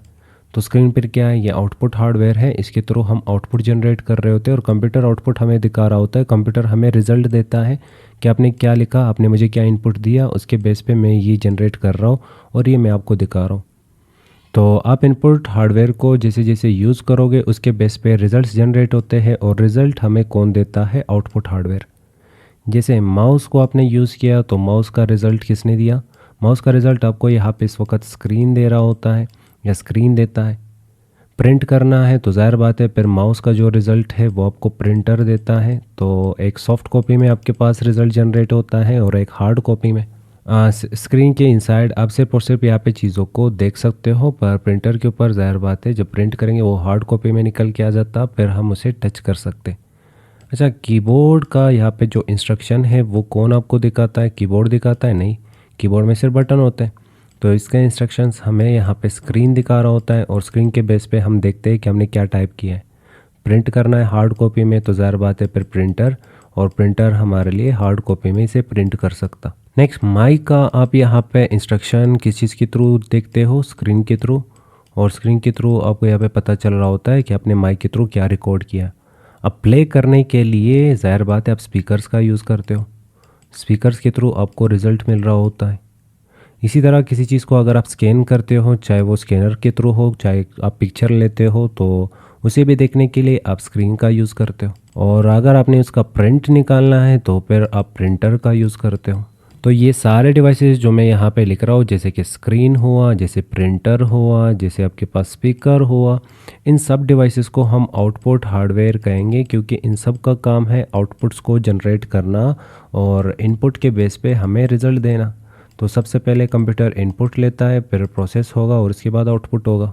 इनपुट के लिए हम इनपुट डिवाइसेस का यूज़ करते हैं, आउटपुट के लिए हम आउटपुट डिवाइसेस का यूज़ करते हैं, और आउटपुट हमें यहाँ पे रिज़ल्ट दे रहा होता है। इनपुट कंप्यूटर के इनसाइड रिज़ल्ट के लिए इनपुट जनरेट कर रहा होता है, या इंस्ट्रक्शंस देता है या कमांड्स देता है। तो ये दोनों आपस में कुछ इस तरह से काम कर रहे होते हैं। तो सेम इसी तरह फिर ह्यूमन का एग्जांपल हम यहाँ पे लेते हैं। तो ह्यूमन का यहाँ पे ईयर और जो कान होते हैं वो इनपुट ले रहे होते हैं। ज़ाहिर बात है वो तो आउटपुट आपको नहीं दे सकता, तो इनपुट सिर्फ सुन सकता है, और कान जैसे ही सुनेगा प्रोसेस जाएगा दिमाग के पास, और जैसे ही क्वेश्चन किया जाएगा तो आप यहाँ पे माउथ का यूज़ करते हो, और माउथ के थ्रू आप रिज़ल्ट और आउटपुट देते हो। सेम इसी तरह कंप्यूटर में होता है, इनपुट के थ्रू आप कंप्यूटर को इंस्ट्रक्शंस देते हो, और इंस्ट्रक्शन के बेस पे आपको रिज़ल्ट कौन जनरेट करके देता है, आउटपुट देता है, और आउटपुट हार्डवेयर देता है। तो यहाँ पे ये दो डिवाइसेस आपको समझ आ चुके होंगे। इनपुट के थ्रू हम इंस्ट्रक्शन देते हैं, आउटपुट के थ्रू हम इंस्ट्रक्शंस के रिज़ल्ट देखते हैं कि कंप्यूटर ने यहाँ पे इंस्ट्रक्शन कैसे लिए और इंस्ट्रक्शन का रिज़ल्ट क्या होगा। नेक्स्ट डिवाइस यहाँ पे आ जाता है सिस्टम बॉक्स। और सिस्टम बॉक्स तो आपको पता ही होगा, लास्ट टाइम हमने पढ़ा था कि कंप्यूटर के साथ एक डब्बा आता है, एक बॉक्स आता है, और ये जो बॉक्स है इसे हम सिस्टम बॉक्स कहते हैं। पर लोग कुछ इसे सीपीयू भी कह रहे होते, पर सीपीयू इसे कहना गलत है। क्यों? क्योंकि इनसाइड इसके एक छोटा सा चिप होता है, और उस चिप को हम प्रोसेसर भी कहते हैं, प्रोसेसर, और उसी चिप को हम सीपीयू कह रहे होते हैं। तो उसके बेस पे कंप्यूटर को पूरा, यहाँ पे सिस्टम बॉक्स को सीपीयू कहना गलत होगा। तो सीपीयू वो छोटा सा चिप होता है जो कि कंप्यूटर का दिमाग है, जिसके थ्रू कंप्यूटर प्रोसेस करता है। तो सिस्टम बॉक्स के इनसाइड क्या क्या चीज़ें होंगे वो हम यहाँ पे स्टेप बाय स्टेप समझ रहे होंगे। तो सबसे पहले हम सिस्टम बॉक्स को समझते हैं। सिस्टम बॉक्स होता क्या है? System box is use to collect all the components of a computer. System box का काम क्या है? इसके इनसाइड यहाँ पे रैम लगा होता है, मदरबोर्ड लगा होता है, पावर सप्लाई लगा होता है, और यहाँ पे बहुत सारी चीज़ें। तो इन सभी चीज़ों को यहाँ पे कंबाइन करके एक बॉक्स के इनसाइड रखना, और फिर इस बॉक्स को यहाँ पे टाइटल मिल जाता है सिस्टम बॉक्स का। अगर चीज़ें सारी ख़त्म करोगे तो इसमें यहाँ पे पार्ट्स होते हैं, और इन पार्ट्स का नाम होता है, और अलग अलग हम यहाँ पे इन चीज़ों को समझ रहे होंगे। जैसे सबसे पहले कैबिनेट। कैबिनेट क्या होता है? वो डब्बा जो आप देखते हो। तो आप कहोगे कि अभी आपने कहा वो तो सिस्टम बॉक्स है। हाँ, सिस्टम बॉक्स है, पर कब? जब उसके इनसाइड सारे मदरबोर्ड भी पड़ा है, सारे पार्ट्स पड़े हो, तब हम उसे सिस्टम बॉक्स कहेंगे। वरना ये सारी चीज़ें इससे निकाल लो, इसे खाली कर लो, तो ये फिर एक डब्बा बन जाता है, और इस डब्बे को हम क्या कहते हैं? कैबिनेट कहते हैं। टूट जाता है कैबिनेट तो आप बाज़ार जाके अपने सिस्टम बॉक्स के लिए एक कैबिनेट ले सकते हो। तो इसके इनसाइड से सारे पार्ट्स निकाल दो तो डब्बा रह जाएगा, तो उस डब्बे को हम कैबिनेट कहेंगे। नेक्स्ट होगा मदरबोर्ड, और मदरबोर्ड को हम मेन बोर्ड भी कहते हैं। मेन बोर्ड क्या होता है? तो वो जो मेन बोर्ड है कंप्यूटर के इनसाइड, तो कंप्यूटर को आप जो भी इंस्ट्रक्शंस देते हो वो सबसे पहले मदरबोर्ड के ऊपर आ जाते हैं। क्यों? क्योंकि इसके ऊपर कंप्यूटर के बाकी कंपोनेंट्स लगे हुए होते हैं। तो मदरबोर्ड कह रहा होता है कि रैम, चलो आपको आपका काम मिला, ये काम आप कर लो। सीपीयू आपका ये काम है।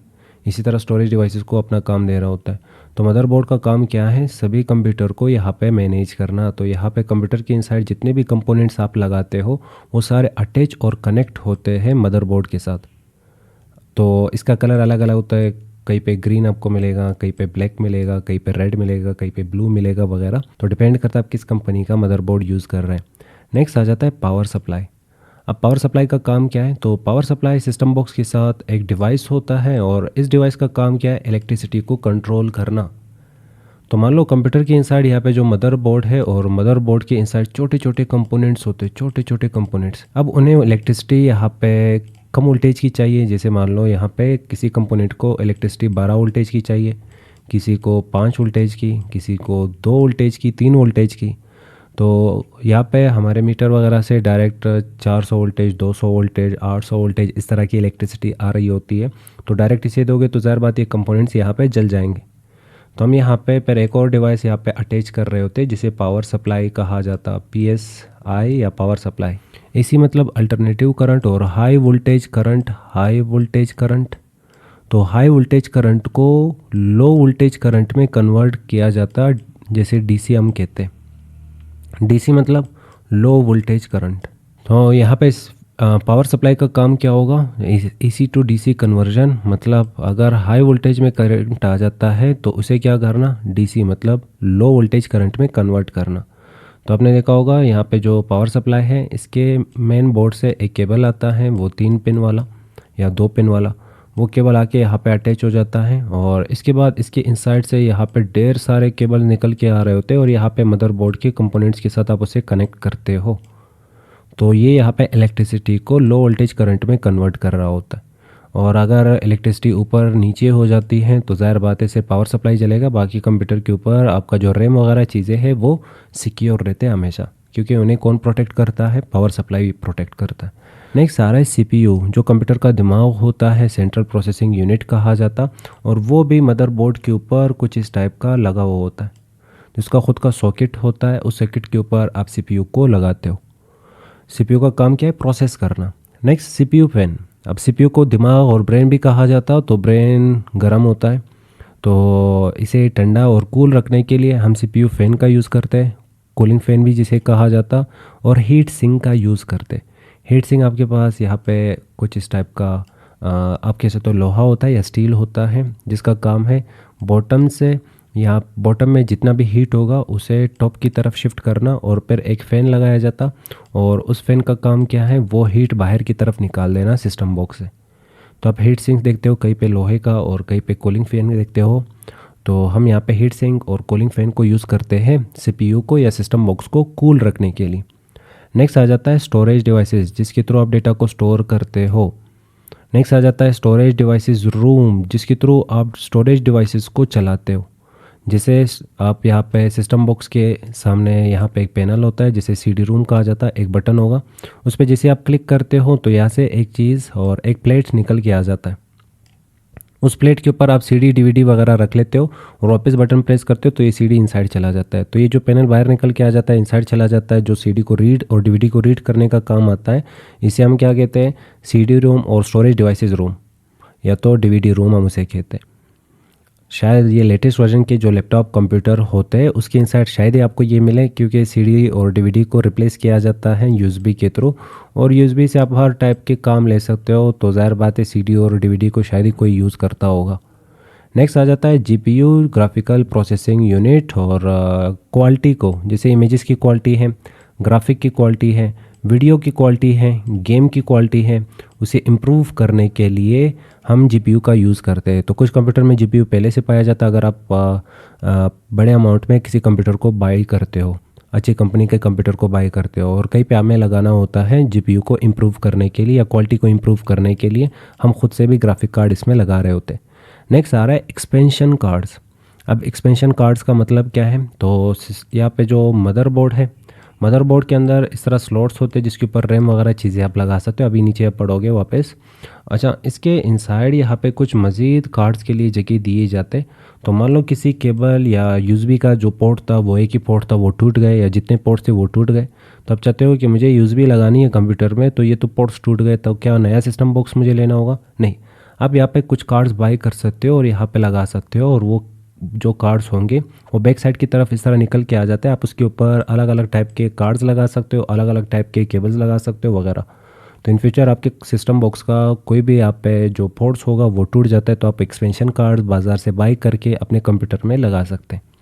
नीचे आ जाते हैं, अब केबल्स की बात करते हैं। तो पहला cable HDMI, high definition media interface, और VGA, वीडियो ग्राफिकल एडाप्टर और एरे, USB, यूनिवर्सल सीरियल बस डेटा केबल होता है, पावर केबल होता है, इनपुट आउटपुट केबल होता है, ऑडियो केबल होता है, फैन केबल होता है, RGB केबल होता है, और इथरनेट केबल होता है।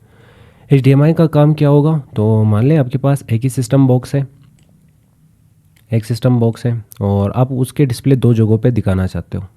पहला, आप इसका डिस्प्ले अपने मॉनिटर के ऊपर दिखाना चाहते हो, तो इससे एक केबल निकल के आ जाएगा, मॉनिटर के साथ कनेक्ट हो जाएगा, जिसे हम कहेंगे VGA, और इसका कलर ब्लू कलर का होता है। जिसका इससे आपने देखा होगा ब्लू कलर का VGA केबल होता है जो सिस्टम बॉक्स से निकल के आ जाता है और मॉनिटर के साथ कनेक्ट हो जाता है। तो यहाँ पे जो चीज़ें चल रहा है उसे शो करने के लिए हम यहाँ पे इस केबल का यूज़ करते हैं। अब आप कहोगे कि मुझे इसका डिस्प्ले दो जगहों पे चाहिए, सिस्टम बॉक्स के इंसर्ट जो भी चीज़ें चल रही है, जैसे टीचिंग वगैरह में यूज़ किया जाता है, एक स्क्रीन टीचर के सामने होता है और दूसरा स्क्रीन यहाँ पे स्टूडेंट के सामने होता है, जो बड़ा स्क्रीन होता है, टीवी कह सकते हैं। तो यहाँ पे आप एक और केबल इसके साथ अटैच करोगे और वो इसके साथ कनेक्ट करोगे। अच्छा, इस केबल का काम क्या है? मॉनिटर के ऊपर चीज़ें दिखाना। और इसके केबल का काम क्या होगा? इस केबल का काम होगा बड़े स्क्रीन के ऊपर सेम डेटा को दिखाना जो यहाँ पे चल रहा है।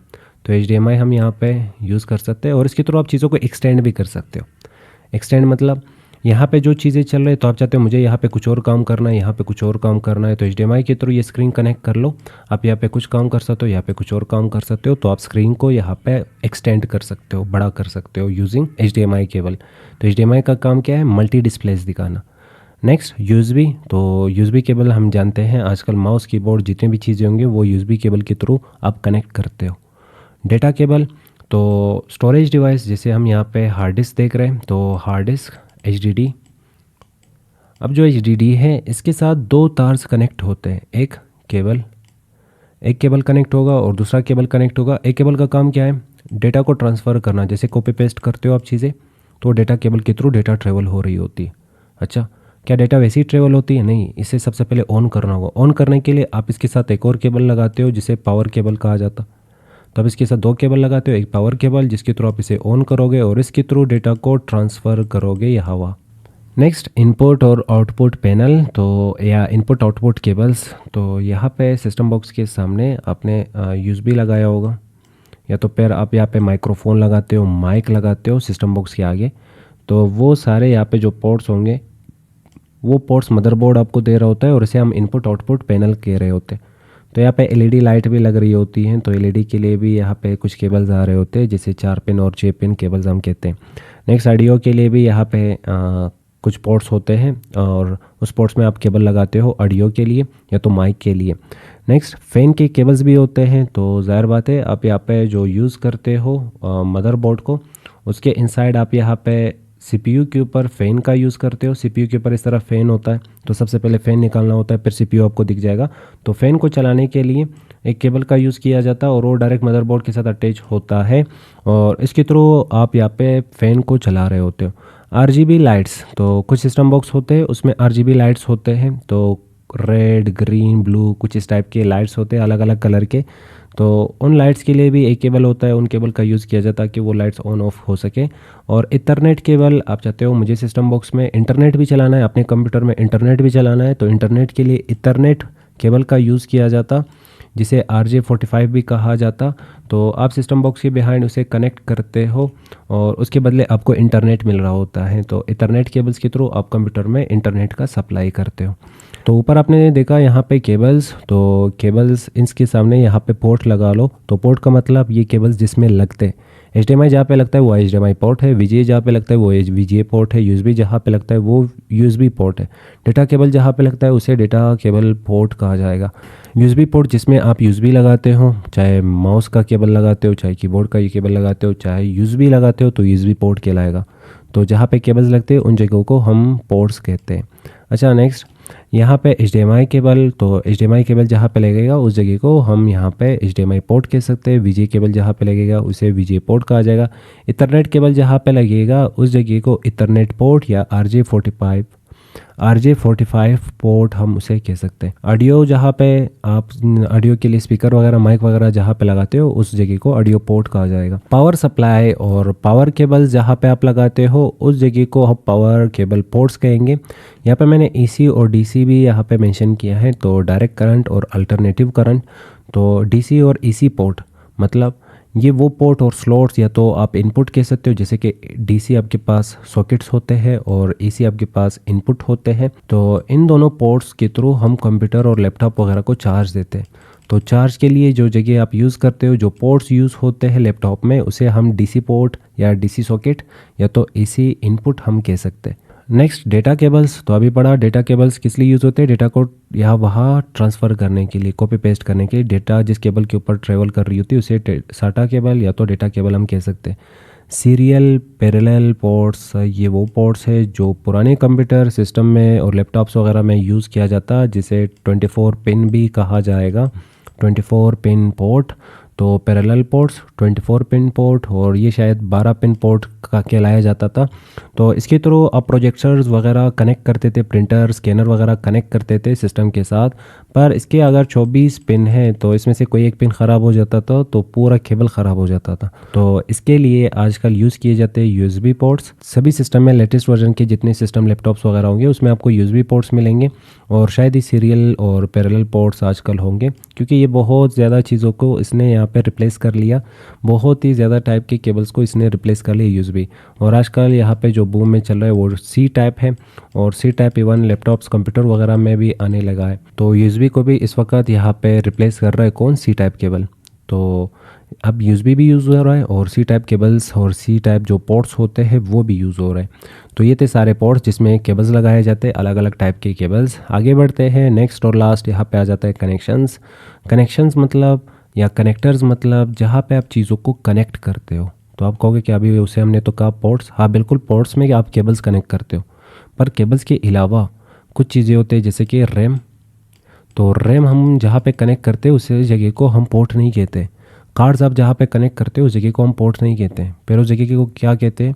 तो ये पोर्ट्स जो आपने पढ़ा इसमें सिर्फ और सिर्फ केबल्स लगते हैं, केबल्स अलग अलग टाइप के केबल्स लगते हैं। तो यहाँ पे नीचे जो कनेक्टर्स होते हैं जैसे कि PCI connector, peripheral component interconnected या इंटरकनेक्शन।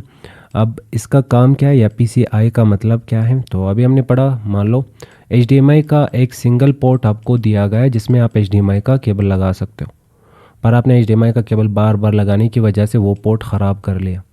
तो क्या अब नया मदरबोर्ड लेना होगा या सिस्टम बॉक्स लेना होगा? नहीं, ये आपके पास कनेक्टर्स होते हैं और इसके लिए आपको कुछ कार्ड्स मिलते हैं बाज़ार में। तो आप जाके पूछ सकते हो बाज़ार में कि मुझे PCI के लिए कुछ कार्ड चाहिए, तो आपको एक कार्ड दे देगा। तो वो कार्ड आप मदरबोर्ड में इंसर्ट करोगे, कनेक्ट करोगे और उसके बेस में आपको HDMI का एक पोर्ट पेयर मिल जाएगा। तो यहाँ पे हमें ये वाले जो स्लॉट्स होंगे, जैसे ये वाइट कलर का स्लॉट है, फिर वाइट कलर का स्लॉट है और इसके आगे PCI लिखा हुआ आ रहा है। तो ये सारे स्लॉट्स, इनके ऊपर जैसे HDMI ख़राब हो गया, HDMI का पोर्ट ख़राब हो गया, तो यहाँ पे कार्ड लगेगा, उसके थ्रू आप HDMI देख लो। आगे इसके लिए जगह भी खुला पड़ा है यहाँ पे, यहाँ से वो कार्ड्स बाहर की तरफ निकल के आएंगे, बाहर की तरफ से आप कार्ड्स प्लग कर सकते हो फिर, या जो भी केबल्स होंगे वो आप प्लग कर सकते हो। बाहर की तरफ से आप यहाँ पे जो भी केबल्स होंगे वो आप प्लग कर सकते हो जब आप कार्ड लगाओ। तो AGP ग्राफिक कार्ड को यहाँ पे आपने एक्सेलरेट करना है, आप चाहते हो मुझे कंप्यूटर के इनसाइड ग्राफिक कार्ड कम पड़ रही है, तो आप बाज़ार से एक ग्राफिक कार्ड बाई करके यहाँ पे ये ब्लैक वाले पोर्ट में लगा सकते हो। रैम स्लॉट्स, तो रैम स्लॉट्स मतलब जहाँ पे रैम लगते हैं। तो रैम डेटा को रीड करने के लिए, डेटा को रन करने के लिए यूज़ किया जाता। तो जिस जगह में वो लगाया जाता उसके इर्द गिर्द यहाँ पे 2 पिन होते हैं, एक पिन इस साइड पे, एक पिन इस साइड पे। इन पिन को आप प्रेस करते हो, रैम बाहर निकल जाता है। तो ये जो जगह है इस जगह को क्या कहते हैं, स्लॉट कहते हैं। कौन सा स्लॉट? रैम स्लॉट, जहाँ पे रैम लगता। तो रैम जहाँ पे लगते हैं उन जगहों को कुछ इस तरह से बनाया गया है। 2 पिन होंगे, तो यहाँ पे आप 4 रैम लगा सकते हो। और बैकअप के लिए भी अगर एक स्लॉट ख़राब हो गया, दूसरा स्लॉट, तीसरा, 4, तो आप स्लॉट्स को यहाँ पे यूज़ कर सकते हो। इनको एक ख़राब हो गया दूसरा यूज़ करो, दूसरा ख़राब हो गया तीसरा, इसी तरह 4। तो आप यहाँ पे अलग अलग रैम भी, 8 GB रैम लगाना है तो 2 GB की रैम लगा लो, फास्ट चलेगा कंप्यूटर। आप यहाँ पे अलग अलग रैम भी लगा सकते हो, एक साथ भी एक रैम आप एक सिंगल स्लॉट में यूज़ कर सकते हो। जहाँ पे CPU लगाई जाती, CPU आपने अभी देखा सेंट्रल प्रोसेसिंग यूनिट, तो इसको जहाँ पे लगाया जाता उस जगह को क्या कहेंगे, सॉकेट कहेंगे, CPU सॉकेट। और CPU सॉकेट आपको डायरेक्ट नहीं दिख रहा होता, इसके ऊपर फ़ैन होता है या तो फिर हीट सिंक होता है। हीट सिंक को हटाओगे या फ़ैन को हटाओगे उसके बाद आपको CPU दिख जाएगी।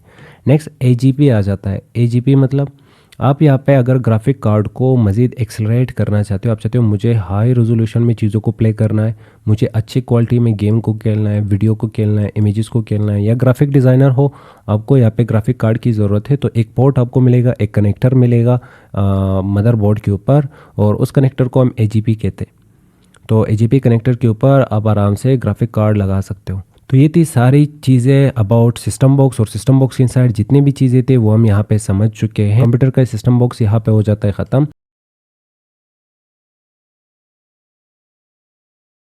आ चुके अपने FIT लेक्चर नंबर 4 के साथ, और इस लेक्चर में हम पढ़ रहे होंगे स्टोरेज डिवाइसेस, और इसके टाइप्स पढ़ेंगे एंड मेमोरी यूनिट्स को हम कवर कर रहे होंगे।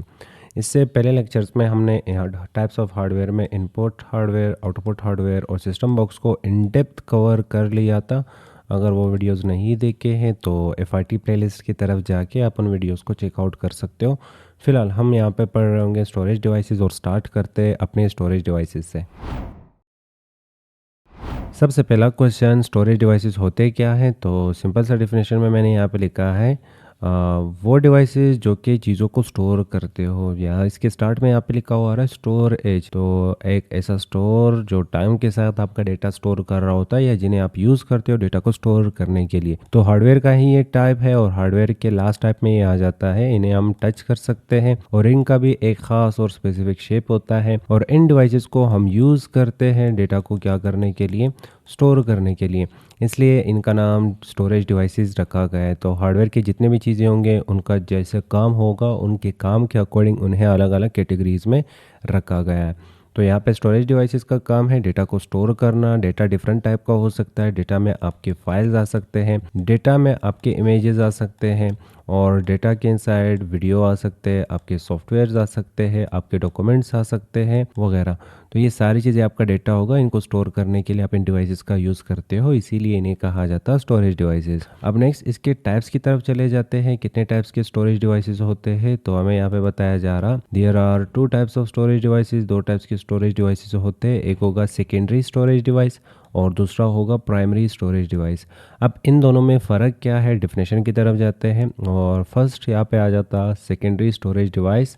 और सेकेंडरी स्टोरेज डिवाइस को हम परमानेंट स्टोरेज डिवाइस भी कह सकते हैं। तो नाम से पता चल रहा है परमानेंट, क्या करना, स्टोर करना। तो वो डिवाइसेस जो परमानेंटली आपका डेटा स्टोर कर रहे होते हो, उन डिवाइसेस को हम यहाँ पे सेकेंडरी या तो परमानेंट स्टोरेज डिवाइसेस कह सकते हैं। तो यहाँ पे डेफिनेशन में भी वही सेम चीज़ हमें समझाया जा रहा। तो स्टोर करते हैं ये डेटा को, पर डेटा को कब तक, परमानेंट, जब तक आप खुद डिलीट ना कर लो, या ये वाले जो डिवाइसेस होंगे ये डैमेज ना हो जाए। डैमेज मतलब टूट ना जाए, या कोई स्क्रैच वगैरह ना आए, या जब तक आप खुद डेटा को क्या ना कर लो, डिलीट ना कर लो, तब तक इसमें डेटा रहेगी। अगर इस डिवाइस को डैमेज किया जाए या तो डेटा इससे डिलीट किया जाए, तभी यहाँ पे ये डेटा लॉस कर लेते हैं। वरना आप इसमें डेटा एक दफ़ा आपने स्टोर कर लिया, फिर परमानेंटली इसमें डेटा होगी। जब चाहो आप डेटा को कॉल कर सकते हो, यूज़ कर सकते हो। Types of secondary storage devices, तो इसमें पहला मैंने यहाँ पे लिखा है FDD, फ्लोपी डिस्क ड्राइव। बहुत पुराना स्टोरेज डिवाइस है। स्टार्ट में इस स्टोरेज डिवाइस को कंप्यूटर के इनसाइड रखा जा रहा था, FDD को। और FDD यहाँ पे बहुत ही ज़्यादा क्या था, स्लो था, नंबर एक। नंबर दो, इसमें यहाँ पे कैपेसिटी सिर्फ और सिर्फ 700 MB की होती थी। मतलब आप इसमें जो डेटा है वो सिर्फ और सिर्फ 700 MB तक स्टोर कर सकते हो, और 700 MB बहुत ही कम होते हैं। आजकल अच्छे इमेज अगर आप क्लिक करते हो तो वो MBs में चला जाता है। तो आप अच्छे क्वालिटी का कोई भी इमेज अगर कैप्चर करते हो तो वो 10 MB, 20 MB, 30 MB, even 100 MB की तरफ वो चला जाता है। वीडियोस तो अगर 1 आवर्स की आप कोई वीडियो देख ले या डाउनलोड कर ले, वो तो GBs में, अगर वो अच्छे क्वालिटी में हो तो वो GBs में चला जाता है। तो 700 MBs बहुत ही ज़्यादा कम थी। तो FDD को फिर रिप्लेस किया गया। हम टेक की दुनिया में रहते हैं, तो ज़ाहिर बात है टेक्नोलॉजीज़ टाइम के साथ क्या होंगे, अपडेट होंगे। तो टेक्नोलॉजीज़ के ऊपर काम चल रहा होता है, इम्प्रूवमेंट हो रही होती है। तो FDD को रिप्लेस किया HDD ने। अब HDD में क्या ऐसी चीज़ें आए, सबसे पहले यहाँ पे जो कैपेसिटी थी 700 MB की, तो जो HDD आया इसने यहाँ पे कैपेसिटी को बढ़ा लिया। यहाँ पे कैपेसिटी की अब कोई लिमिट नहीं है, आप इसमें हज़ारों और लाखों GBs तक डेटा आराम से स्टोर कर सकते हो। पर HDD या हार्ड डिस्क ड्राइव, इसमें भी एक प्रॉब्लम है। इसके इनसाइड कुछ प्लेट्स होते हैं। प्लेट्स जैसे ये रहा हार्ड डिस्क, और हार्ड डिस्क के इनसाइड एक प्लेट होती है, और यहाँ पे एक नीडल होती है। अब वो प्लेट इस तरह घूम रहा होता है। अब जैसे जैसे वो घूम रहा होता है तो नीडल उसके ऊपर से डेटा को रीड कर रहा होता है, कॉपी पेस्ट कर सकते हो डेटा को वगैरह। ज़ाहिर बात है इसका यहाँ पे जो प्लेट होता है वो लोहे और स्टील का होता है। लोहे की चीज़ें यहाँ पे वेट में ज़्यादा होते हैं, तो इसका वेट ज़्यादा है। प्लेट घूमेगी तभी डेटा आपको मिल रहा होता है। घूमने से डेटा बहुत ही स्लो प्रोसेस करता है, तो ये काफ़ी ज़्यादा स्लो था। इसका साइज़ भी बड़ा था, ये साइज़ में कुछ बड़े हैं। इसमें जो रिस्क था डेटा का, रिस्क भी ज़्यादा है इसमें डेटा का। रिस्क मतलब अब देख लो, अगर इसका वेट ज़्यादा है, इसका साइज़ बड़ा है, और ये स्लो भी है, प्लस इसकी हाई कैपेसिटी है, और इसमें अगर डेटा मान लो आपने 100 GB का डेटा इसमें स्टोर कर लिया, 100 GB का डेटा स्टोर कर लिया, तो अकॉर्डिंग टू फिज़िक्स पढ़ा है अपने, यहाँ से यहाँ मतलब ये ज़मीन है, अर्थ है, और ये फ्लोर है या ऊपर जगह जहाँ पे ये हार्ड डिस्क पड़ा हो।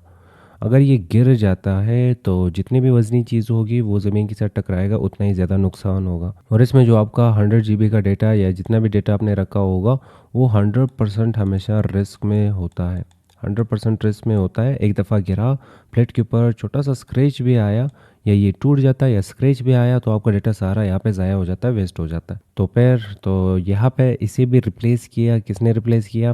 नेक्स्ट स्टोरेज डिवाइस आ जाता है SSD, सॉलिड स्टेट ड्राइव। अब सॉलिड स्टेट ड्राइव के इनसाइड चिप का कंसेप्ट यूज़ किया गया है।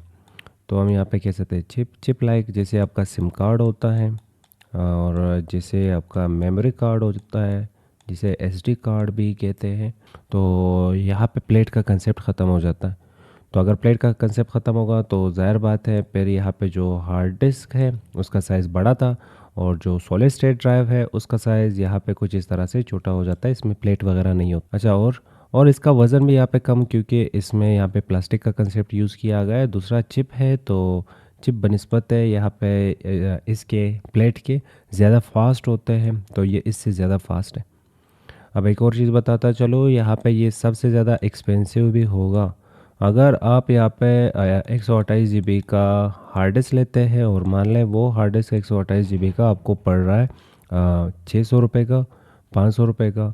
पर वहीं पे 128 GB का अगर आप SSD लेते हैं, फिर SSD आपको 3000, 4000, 5000 इतने ज़्यादा कीमत में आपको मिल रहा होता है। तो ये एक्सपेंसिव हो जाता है। पर हाँ, ये आपको फ़ीचर्स दे रहा होता है। नंबर 1 ये फास्ट होता है, नंबर 2 लेस रिस्क होता है। इसमें रिस्क बहुत ही ज़्यादा कम हो जाता है, प्लास्टिक का है, वज़न कम हो जाता है। तो अगर आप यहाँ से इसे गिरा दो तो ये हाथ पे अगर ये मतलब गिरेगा तो ज़ाहिर बात है प्लास्टिक की चीज़ है, वज़न कम होगी तो नुकसान कम होगा। और इसमें रिस्क सिर्फ और सिर्फ 10% का होता है डेटा लॉस करने में या डेटा लॉस होने में। तो इन फ्यूचर जब भी आपका कंप्यूटर स्लो चलता हो या आप चाहते हो मेरा डेटा हमेशा सिक्योर रहे, तो आप यूज़ कर सकते हो। आप जा सकते हो SSD के साथ, कंप्यूटर में जो हार्ड डिस्क है उसे निकाल सकते हो और उसे रिप्लेस कर सकते हो किस चीज़ के साथ? SSD के साथ। SSD कंप्यूटर को फास्ट भी चलाता है। अगर एक कंप्यूटर आपके पास है वो ऑन होने में 2, 3, 5 मिनट लगा रहा है और डेटा को प्रोसेस करने में भी ऐसा ही काम कर रहा है, वो लोडिंग के बाद चीज़ें लेके आ रहा है, तो आप सिंपल यहाँ पे इसके इनसाइड जो हार्ड डिस्क होगा, जो HDD होगा, उसे रिप्लेस कर लो SSD में। तो अगर ये कंप्यूटर 5 मिनट में ऑन हो रहा है तो SSD वाले जो लैपटॉप या कंप्यूटर होंगे वो 1 मिनट के इनसाइड ही ऑन हो जाते हैं। दूसरा, इसमें जो डेटा होगा, किसी भी सॉफ्टवेयर को आप ओपन करोगे बहुत ही फास्ट तरीके से वो आपको रिस्पॉन्स दे रहा होता है और बहुत ही फास्ट तरीके से वो चल रहा होता है। तो यहाँ पे हमने 3 डिवाइसेस कवर कर लिए। नंबर 1 FTT ओल्ड डिवाइस था और पहले कंप्यूटर में आता था। आजकल शायद इसे कोई यूज़ करता होगा। आजकल यूज़ किया जाता है हार्ड डिस्क का, पर हार्ड डिस्क क्या है, स्लो है पर हाई कैपेसिटी इसमें। तो इसे रिप्लेस किया किसने? SSD फास्ट हुआ और इसमें भी हाई कैपेसिटी होती है स्टोरेज का। यहाँ नेक्स्ट आ रहा है NVMe, नॉन वोलेटाइल मेमोरी। ये भी आप समझ सकते हो एडवांस वर्जन है SSD का और ये भी छोटे से चिप होते हैं और ये SSD से भी ज़्यादा कंप्रेस्ड है। तो ये समझ लें SSD अगर साइज़ इतना लेता हो तो ये जो NVMe है इसका साइज़ आपको SSD का हाफ मिलेगा। तो ये SSD से भी ज़्यादा छोटे हो जाते हैं और ये एडवांस वर्जन है। जितना आप अगर SSD को यूज़ करते हो वो एक्सपेंसिव है, NVMe को यूज़ करोगे वो उससे ज़्यादा एक्सपेंसिव होगा। तो ये थे आपके स्टोरेज डिवाइसेस जो कंप्यूटर के इनसाइड पाए जाते हैं, या तो फिर आप कंप्यूटर में लगा सकते हो। नए लेटेस्ट वर्जन के जितने भी लैपटॉप कंप्यूटर होते हैं उसमें SSD या तो NVMe आपको मिलेगा। हार्ड डिस्क आपको खुद लेना होगा या पुराने कंप्यूटर में हार्ड डिस्क पाए जाते हैं। पर हाँ, पुराने कंप्यूटर आपके पास मौजूद है तो उनको भी आप SSD में रिप्लेस कर सकते हो। नेक्स्ट आ रहा है यहाँ पे मज़ीद 3 डिवाइसेस और इन 3 डिवाइसेस को हम समझ रहे होंगे। सबसे पहले आ रहा है CD, कम्पैक्ट डिस्क। ये डिस्क डिस्को से लिया गया है और डिजिटल वीडियो डिस्क DVD और ब्लू रे डिस्क, इन तीनों का काम क्या है? इन तीनों में भी हम डेटा स्टोर करते हैं या ये भी स्टोरेज डिवाइसेस होंगे। अगर आप इसमें डेटा स्टोर करते हो तो ज़ाहिर बात है इसमें भी आप इसे जेब में तो एक दफ़ा घुमा नहीं सकते हो, नंबर 1। नंबर 2, अगर इसमें छोटा सा स्क्रैच आ जाता है तो आपका डेटा सारा क्या हो जाएगा? ज़ाहिर बात है लॉस हो जाएगा। और इसे रिप्लेस किया यहाँ पे USB ने, इन तीनों को रिप्लेस किया USB में, क्योंकि USB एक छोटा सा चिप होता है, इसमें आप जितना डेटा डाल सको डाल सकते हो। आप इसे जेब में घुमा सकते हो, यहाँ वहाँ इसमें आप डेटा कॉपी पेस्ट कर सकते हो, डिलीट कर सकते हो और इसके थ्रू आप विंडोज़ कर सकते हो। तो जितने भी काम आप यहाँ पे CD, DVD, ब्लू रे डिस्क के थ्रू करते थे वो सारे काम पॉसिबल है और मुमकिन है किस चीज़ के थ्रू? USB के थ्रू और मेमोरी कार्ड के थ्रू। मेमोरी कार्ड भी आपने देखा होगा, वो छोटा सा चिप छोटा सा चिप, मेमोरी कार्ड, और मेमोरी कार्ड को भी हम यूज़ करते हैं, तो यूँ समझ लें CD, DVD और ब्लू रे डिस्क को USB और मेमोरी कार्ड ने रिप्लेस कर लिया। तो मेमोरी USB के इनसाइड भी यहाँ पे फास्ट और स्लो प्रोसेस वाले USB होते हैं, जिसका हाई स्पीड यहाँ पे 3.0 आपको मिल जाता है। 3.0 वाले जो USB होते हैं वो सबसे ज़्यादा फास्ट होते हैं, तो उसके ऊपर लिखा होता है 2.0, 1.8, कुछ इस तरह से उनके ऊपर नंबर लिखे होते हैं। तो 3.0 अगर उसके ऊपर लिखा है तो समझ लें ये सबसे ज़्यादा फास्ट होगा और ये फास्ट प्रोसेस करेगा। तो यहाँ पे लिखते हैं CD, और नेक्स्ट था DVD, और उसके बाद नेक्स्ट था ब्लू रे डिस्क। इसे डिस्को से लिया गया है। डिस्को देखा होगा, एक प्लेट होती है, उस प्लेट के ऊपर यहाँ पे कुछ बटन्स होते हैं, बटन्स के ऊपर वो वॉइस को ऊपर नीचे करते हैं, और यहाँ पे एक और स्लॉट और सॉकेट होता है, इसके ऊपर प्लेट रखा जाता जिससे डेटा रीड किया जाता है या सॉन्ग चलाए जाते हैं। तो इसी डिस्क से यहाँ पे इन तीन चीज़ों के यहाँ पे जो लास्ट में DDD आ रहा है, इनका मतलब भी वही सेम डिस्क है। अच्छा, इन तीनों में फ़र्क क्या होगा? तो सबसे पहले यहाँ पे CD को समझते हैं। तो CD इसकी जो कैपेसिटी होगी वो आपको 700 MB तक मिल रही होती है, इसमें सिर्फ 700 MB तक आप डेटा स्टोर कर सकते हो, इससे ज़्यादा नहीं। इसमें 3 टाइप्स के यहाँ पे CD होते हैं, 3 टाइप्स के CD। पहला होगा जिसमें आप सिर्फ और सिर्फ डेटा को रीड कर सकते हो। दूसरा होगा इसमें आप डेटा को रीड भी कर सकते हो, राइट भी कर सकते हो, पर वन टाइम। अगर इसमें पहले से डेटा मौजूद है तो वो डेटा आप डिलीट कर सकते हो। डिलीट करने के बाद अपना जो डेटा है वो आप इसमें कॉपी पेस्ट कर सकते हो या अपना डेटा इसमें रिकॉर्ड कर सकते हो, पर वन टाइम आप अपना डेटा इसमें रख सकते हो, डाल सकते हो। उसके बाद ये फिक्स हो जाता है। इसमें आप डेटा को बार बार रीड और राइट कर सकते हो। तो ये 3 टाइप्स के आपके पास CD के डिवाइसेस होते हैं। पहला, सिर्फ और सिर्फ जो डेटा पड़ा है इसमें वही डेटा आप यूज़ कर सकते हो, खुद का डेटा इसमें नहीं डाल सकते। जैसे कि कुछ गेम्स होते हैं, वो गेम सिर्फ आप यूज़ कर सकते थे और उस गेम को आप चेंज नहीं कर सकते, डिलीट नहीं कर सकते, खुद का डेटा इस CD में नहीं रख सकते थे। नंबर 2, अगर आप चाहते हो मुझे कुछ मेमोरीज़ बनाने हैं तो आप अपने पिक्चर्स वगैरह या वीडियोस वगैरह रखोगे किसी CD में, कोई ऐसा CD जो वन टाइम आपकी चीज़ें रिकॉर्ड कर ले और बार बार आपके लिए वो चीज़ें चला ले, पर रिकॉर्ड एक दफ़ा किया जाएगा उसमें। नंबर 3, अगर आप चाहते हैं मुझे बार बार USB की शक्ल में इसे यूज़ करना है तो आपको फिर ऐसी CD और DVD या ब्लू रे डिस्क लेना होगा जिसमें डेटा बार बार आप रीड और राइट कर सको। सेम इसी तरह DVD में होता है, तो इसमें भी एक होगा जिसमें डेटा सिर्फ रीड होगी, दूसरा होगा जिसमें डेटा रीड और राइट होगी वन टाइम, और तीसरा होगा जिसमें डेटा रीड एंड राइट होगी मल्टीपल टाइम्स। अच्छा, कैपेसिटी तो कुछ होंगे 7 GB का आपको यहाँ पे कैपेसिटी दे रहे होते हैं, कुछ 4 GB की कैपेसिटी दे रही होती है, और CD आपको 700 MB तक कैपेसिटी दे रहा होता है। अच्छा, नेक्स्ट आ रहा है ब्लू रे डिस्क। तो ब्लू रे डिस्क में भी यही सेम, इसमें भी आपके पास read and write one time, read and write multi time, पर इसमें यहाँ पे कैपेसिटी ज़्यादा हो जाती है। इसमें आप 128 GB तक डेटा स्टोर कर सकते हो।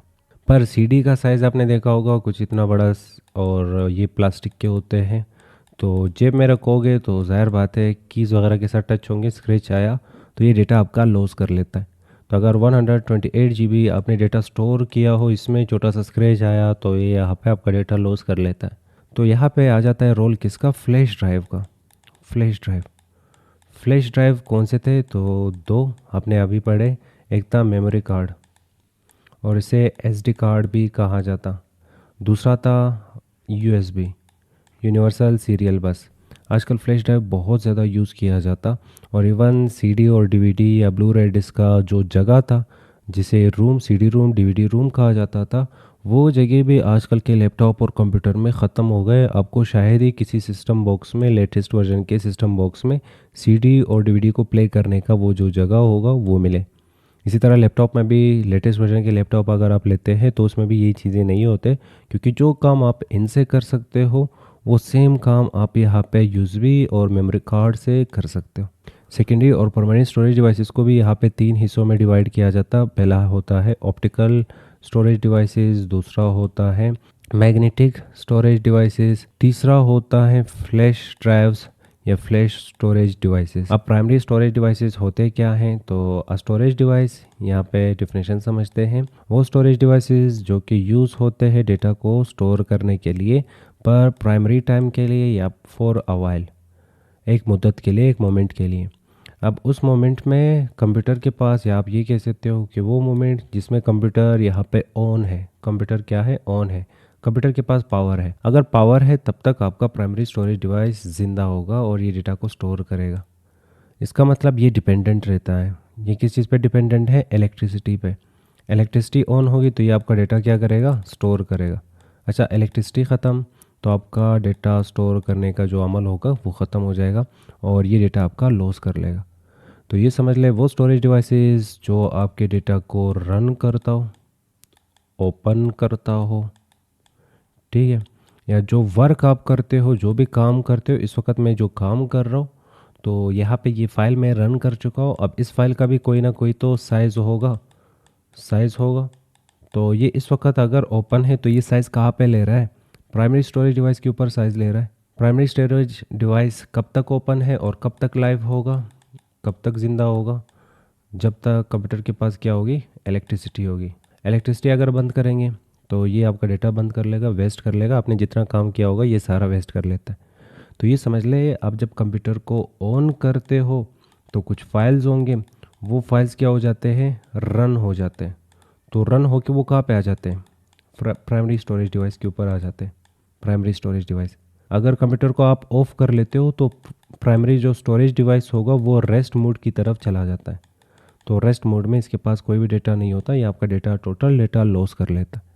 तो प्राइमरी स्टोरेज डिवाइस में यहाँ पे एक ही स्टोरेज डिवाइस होता है जिसे हम यहाँ पे रैम कह रहे होते हैं। रैम का मतलब होता है रैंडम एक्सेस मेमोरी। रैंडमली आप इसके ऊपर कोई भी डेटा एक्सेस करके काम कर रहे होते हो।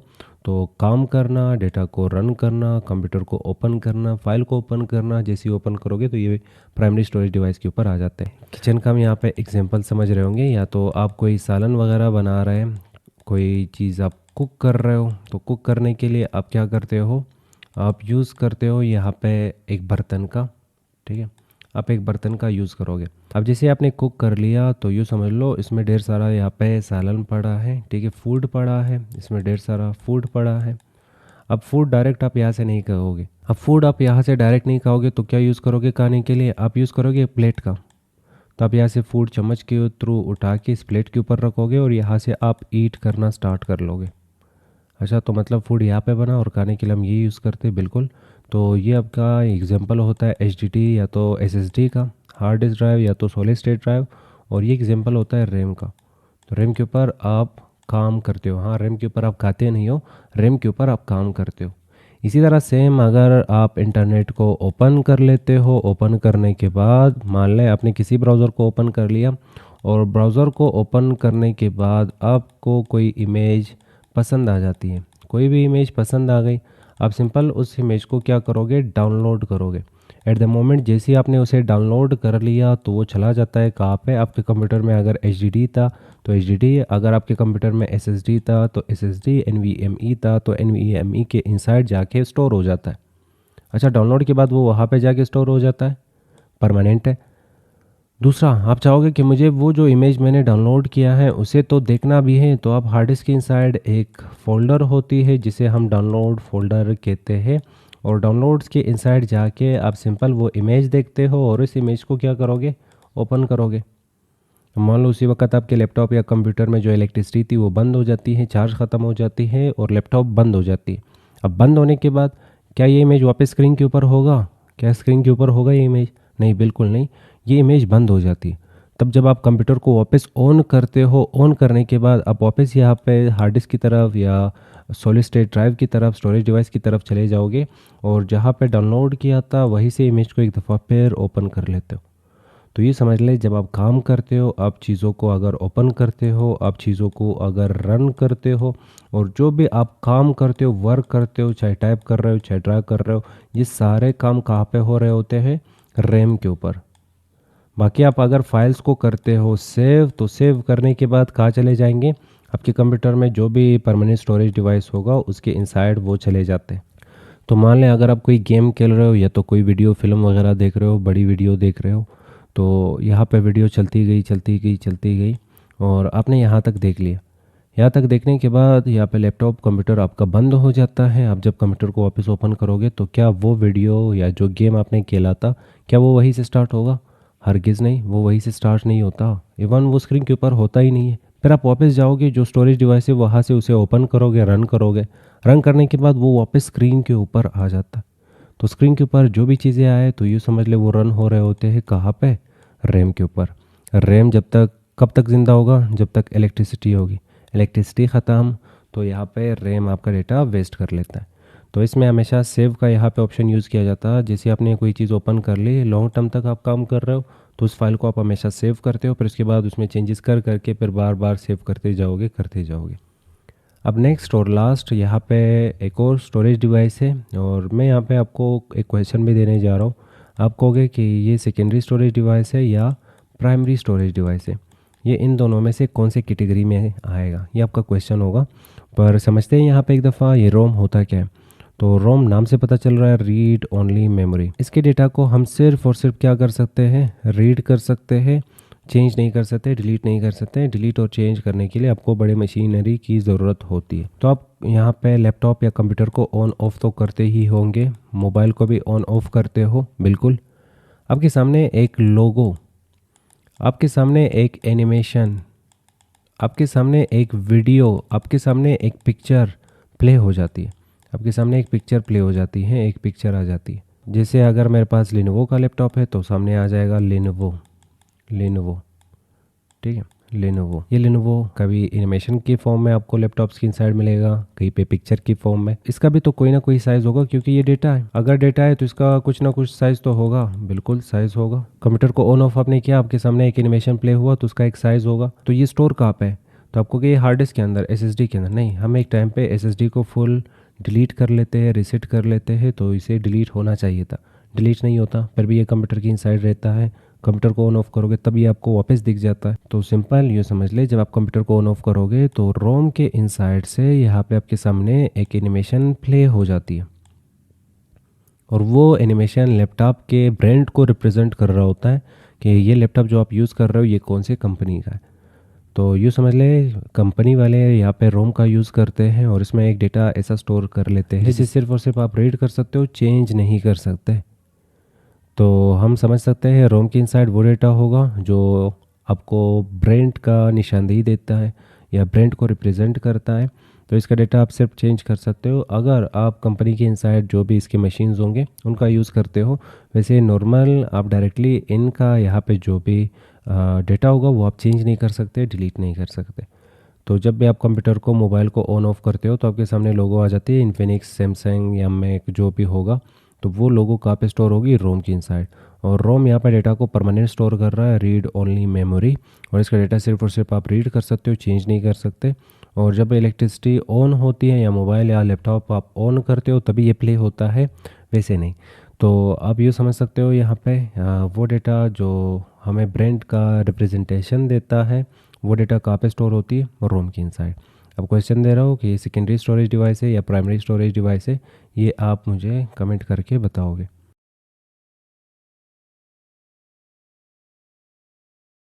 आ चुके हैं अपने FIT लेक्चर नंबर 5 के साथ, और इस लेक्चर में हम पढ़ रहे होंगे मेमोरी यूनिट्स को। और लास्ट टाइम हम स्टोरेज डिवाइसेस को कवर कर चुके हैं और टाइप्स ऑफ हार्डवेयर इस वक्त हम पढ़ रहे हैं, और ये लास्ट टॉपिक होगा। और इस टॉपिक के बाद हम यहाँ पे टाइप्स ऑफ सॉफ्टवेयर्स पढ़ लेंगे और फिर ऑपरेटिंग सिस्टम।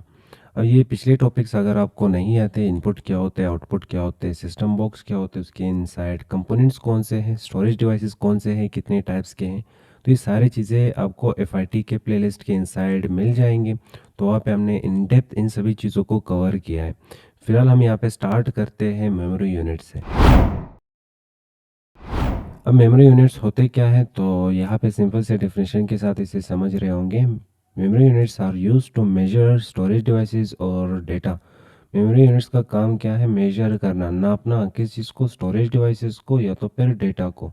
जैसे डेटा में आपके पास पिक्चर आ जाता है तो पिक्चर का कुछ ना कुछ तो साइज़ होगा, वीडियो आ जाती है उसका साइज़ होता है, फाइल आ जाता है उसका साइज़ होता है, सॉफ्टवेयर आ जाता है उसका साइज़ होता है।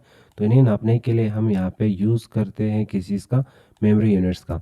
तो डिफरेंट टाइप के मेमोरी यूनिट्स होते हैं। अभी मोबाइल को लेने से पहले आप इसका हार्ड डिस्क और रैम चेक करते हो कि इसके इनसाइड रैम कितनी GB का है, हार्ड डिस्क कितनी GB का है। तो आप अक्सर यहाँ पे चीज़ें, मैक्सिमम चीज़ें GB के हिसाब से ख़रीद रहे होते हो।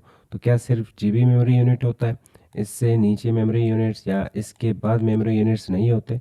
होते हैं, इससे पहले भी मेमोरी यूनिट्स होते हैं, इसके बाद भी, पर ये फेमस है। हमारे सामने जितना भी डेटा आ रहा होता है वो मैक्सिमम टाइम आपको जीबीज़ और एमबीज़ में मिल रहा होता है, इसलिए जीबीज़ और एमबीज़ फेमस है। इसके अलावा भी यहाँ पे मेमोरी यूनिट्स होते हैं, जैसे कि यहाँ पे बिट, और बिट सबसे छोटा स्मॉलेस्ट मेमोरी यूनिट है कंप्यूटर के इनसाइड, स्मॉलेस्ट मेमोरी यूनिट। और इस स्मॉलेस्ट मेमोरी यूनिट के इनसाइड दो चीज़ें होते हैं, या तो 0 या तो फिर 1, तो इन दोनों में से कोई एक। अब लास्ट टाइम हमने पढ़ा कि कंप्यूटर एक आपके पास डम मशीन और इसका एक लैंग्वेज है, और उस लैंग्वेज को हम कहते हैं बाइनरी लैंग्वेज।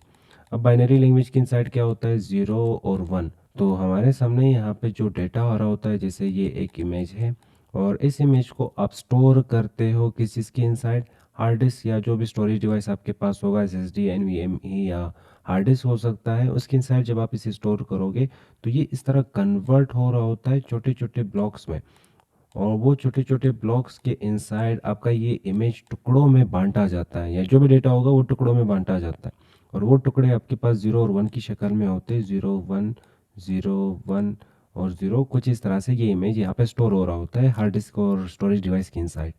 अब ये इस तरह टुकड़ों में कौन बांटता है, CPU बांटता है।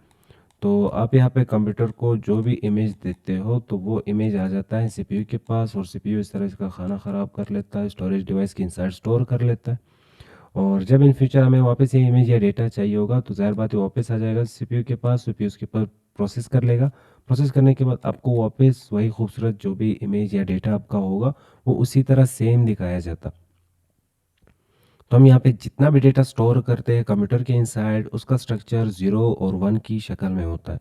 तो 0 को कहा जाता है ऑफ, 0 ऑफ के इक्वल होता है, 1 को कहा जाता है ऑन, और जो स्टोरेज डिवाइसेस होते हैं वो बिजली से चलते हैं, तो इसके इनसाइड यहाँ पे जो डेटा स्टोर हो रहा होता है वो 0 की शक्ल में और 1 की शक्ल में। 0 का मतलब ऑफ और 1 का मतलब ऑन होता है, और इसकी शक्ल में आपका डेटा यहाँ पे स्टोर हो रहा होता है। पर एक चीज़ याद रख लें हमेशा, जब यहाँ पे डेटा एक रेंज से निकल जाता है, डेटा एक रेंज से निकल जाता है तो वहाँ पे मेमोरी यूनिट भी चेंज हो जाता है, तो सेम मेमोरी यूनिट फिर नहीं रहता। तो मान लो डेटा बिट से बाहर निकल गया तो फिर हम उसे हज़ारों लाखों बिट्स नहीं कह सकते, वो अजीब लगता, बिलियंस ऑफ बिट्स आ जाते तो वो अजीब लगता, तो फिर हम वहाँ पे मेमोरी यूनिट नेक्स्ट और कन्वर्ट कर लेते। जैसे कि नेक्स्ट मेमोरी यूनिट होता है निबल, और निबल के इनसाइड यहाँ पे 4 बिट्स होते हैं। तो अगर बिट बिट से डेटा बाहर निकल जाता है, कितना बाहर, तो आप कहोगे कि 4 बिट, तो हम फिर 4 बिट नहीं कहते, हम फिर कहते हैं 1 nibble, 4 bit equals to 1 nibble. अगर निबल से बाहर निकल गया और डेटा कुछ ज़्यादा हो गया, 4 बिट से ऊपर चला गया, तो फिर यहाँ पे निबल में भी एक रेंज होती है 2 का, तो मतलब 2 निबल से अगर डेटा बाहर निकल जाता है तो फिर हम यहाँ पे हज़ारों लाखों निबल्स नहीं कहते, फिर हम नेक्स्ट मेमोरी यूनिट की तरफ चले जाते हैं, और वो नेक्स्ट मेमोरी यूनिट होता है बाइट। तो 2 निबल्स इक्वल्स टू 1 बाइट, और 1 बाइट के इनसाइड 8 बिट्स होते हैं, 8 बिट्स होते हैं, जो आपने अभी यहाँ पे पढ़ा कि 0 1 0 1 1 0, फिर 1 0 1, 1 2 3 4 5 6 7 8, तो ये 8 आपके पास जो बिट्स होंगे इनको हम 8 बिट्स नहीं, फिर इन्हें हम बाइट कहेंगे, कि आपके पास एक बाइट बना।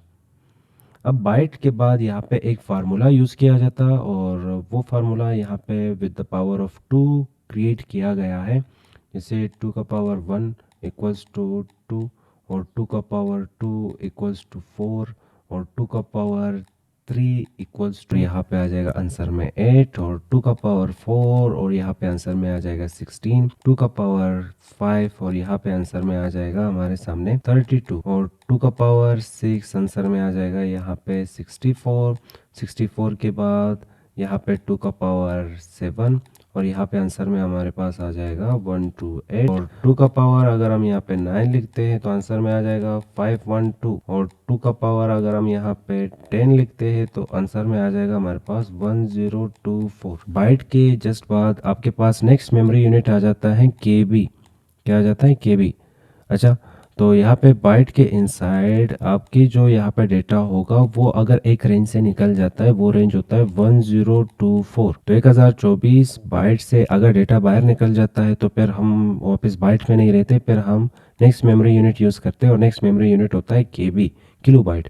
अब किलो के इनसाइड या किलो इक्वल होता है 1000 का, किलो इक्वल होता है 1000 का, पर स्टोरेज डिवाइसेस के इनसाइड यहाँ पे 1000 का यूज़ किया जाता है, 1000 इक्वल्स टू 1 KB, और यहाँ पे अगर 1000 KB के इक्वल डेटा आ जाता है तो फिर आप नेक्स्ट MB यूज़ करते हो और फिर GB यूज़ करते हो। पर यहाँ पे सिर्फ इस फार्मूले का, यहाँ पे डेटा के जो मेमोरी यूनिट्स है उनके इनसाइड इस फार्मूले का यूज़ किया गया है। डेटा मेमोरी यूनिट्स को क्रिएट करने के लिए इनका यूज़ किया गया है। तो हम यहाँ पे कहते हैं 1024 किलोबाइट मतलब KB इक्वल्स टू 1 MB।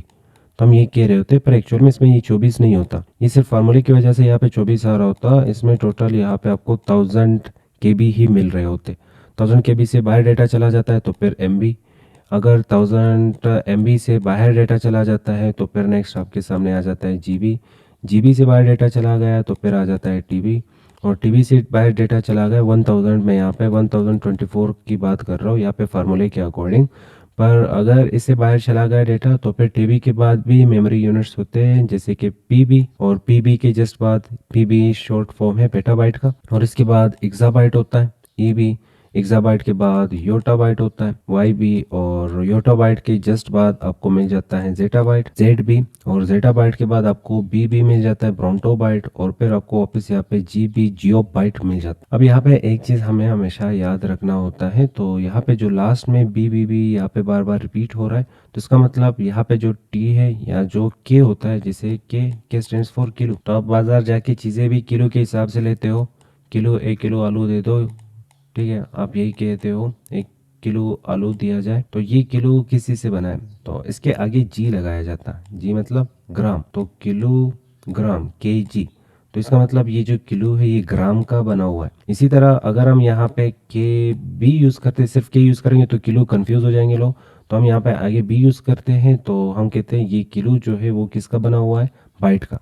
तो यहाँ पे जितने भी मेमोरी यूनिट्स आपको दिख रहे हैं इनके सामने BB लगाया जाता, और ये B का मतलब है कि ये वाला जो टेरा मेमोरी यूनिट है ये बाइट का बना हुआ है, तो इसके इनसाइड बाइट्स होंगे, इसके इनसाइड भी बाइट्स होंगे, इसके इनसाइड भी बाइट्स होंगे, और इसी तरह चलते जाओ, और लास्ट में जियो बाइट आ जाता है, तो जियो बाइट के इनसाइड भी बाइट्स होते हैं। तो यहाँ पे वापस आ जाते हैं अपने नोट्स की तरफ, और नोट्स के इनसाइड मैंने यहाँ पे निबल रखा है, तो जाहिर बात है बिट के जस्ट बाद निबल होता है, तो 4 बिट इक्वल्स टू 1 निबल, और निबल के जस्ट बाद बाइट रखा है, तो 2 निबल इक्वल्स टू 1 बाइट, और बाइट के जस्ट बाद किलो बाइट, और किलो बाइट में आपने एक डेटा जरूर देखा होगा व्हाट्सएप पे, जो आप वॉइस वगैरह भेजते हो तो इसकी साइड पे यहाँ पे आइकन होते हैं, और यहाँ पे लिखा होता है कि आपका जो वॉइस है वो 10 KB का क्रिएट हो गया। तो आप कुछ सेकंड्स का इसे रिकॉर्ड करते हो तो KB में चला जाता है, क्योंकि ग्राफिकल जितने भी चीजें होते हैं वो साइज में बड़े होते हैं। मतलब अगर आप किसी इमेज को सेंड करते हो तो वो MB में होता है, अगर वीडियो सेंड करते हो तो वो MB में होता है, पर अगर आप टेक्स्ट की शक्ल में चीजें लिखते हो, जैसे ये टेक्स्ट है और आप टाइप करते जाते हो तो इसमें ये सिंगल जो आपके पास यहाँ पे करेक्टर है, चाहे वो करेक्टर ABC हो, छोटी ABC बड़ी ABC, या तो फिर आपके पास कोई सिंबल हो प्लस माइनस डिवाइड मल्टीप्लाई ये सिंबल्स, या तो फिर अगर आपके सामने 1 2 3 आ रहा है तो इन सिंबल्स का या इन करेक्टर्स का या इन डिजिट्स का यहाँ पे साइज होगा वो इक्वल्स टू 1 बाइट होता है। तो आप कह सकते हैं कि हाँ 3 का जो साइज है वो इक्वल्स टू 1 बाइट। अब ये पासवर्ड की शक्ल में, जैसे आपको कहा जाता है कि आपका पासवर्ड मिनिमम 8 करेक्टर्स तक होना चाहिए, तो वो पासवर्ड का यहाँ पे जो स्ट्रक्चर या कंसेप्ट है वो भी इसी से लिया गया है। तो यहाँ पे जितने भी करेक्टर्स होते हैं ये इक्वल्स टू 8 बिट्स होते हैं, तो हम 8 बिट नहीं कहते, हम बाइट कहते हैं। तो यहाँ पे 1 का साइज क्या होगा, 1 का साइज होगा 1 बाइट। यहाँ पे मैं फोल्डर के इनसाइड आ चुका हूँ, और यहाँ पे हम राइट क्लिक कर रहे होंगे। राइट क्लिक करने के बाद हमारे सामने यहाँ पे कुछ ऑप्शंस होंगे न्यू नाम का, और इसके इनसाइड से मैं यहाँ पे टेक्स्ट डॉक्यूमेंट क्रिएट करता हूँ। ये नोटपैड का फाइल है, इस पे हम डबल क्लिक कर रहे होंगे, और इसके इनसाइड आप कुछ भी लिख ले, जैसे मैं यहाँ पे फिलहाल लिख लेता हूँ एक लेटर N, और फाइल को हम सेव करेंगे और इसे मैं क्लोज करता हूँ। यहाँ पे नीचे आपको दिख रहा होगा कि आपने फिलहाल यहाँ पे एक सिंगल करेक्टर टाइप कर लिया है। तो अब हम यहाँ पे इस पे राइट क्लिक कर रहे होंगे, इस वाली फाइल पे राइट क्लिक करना है, और यहाँ पे ऑप्शन होगा प्रॉपर्टीज का, आप इस पे क्लिक कर ले।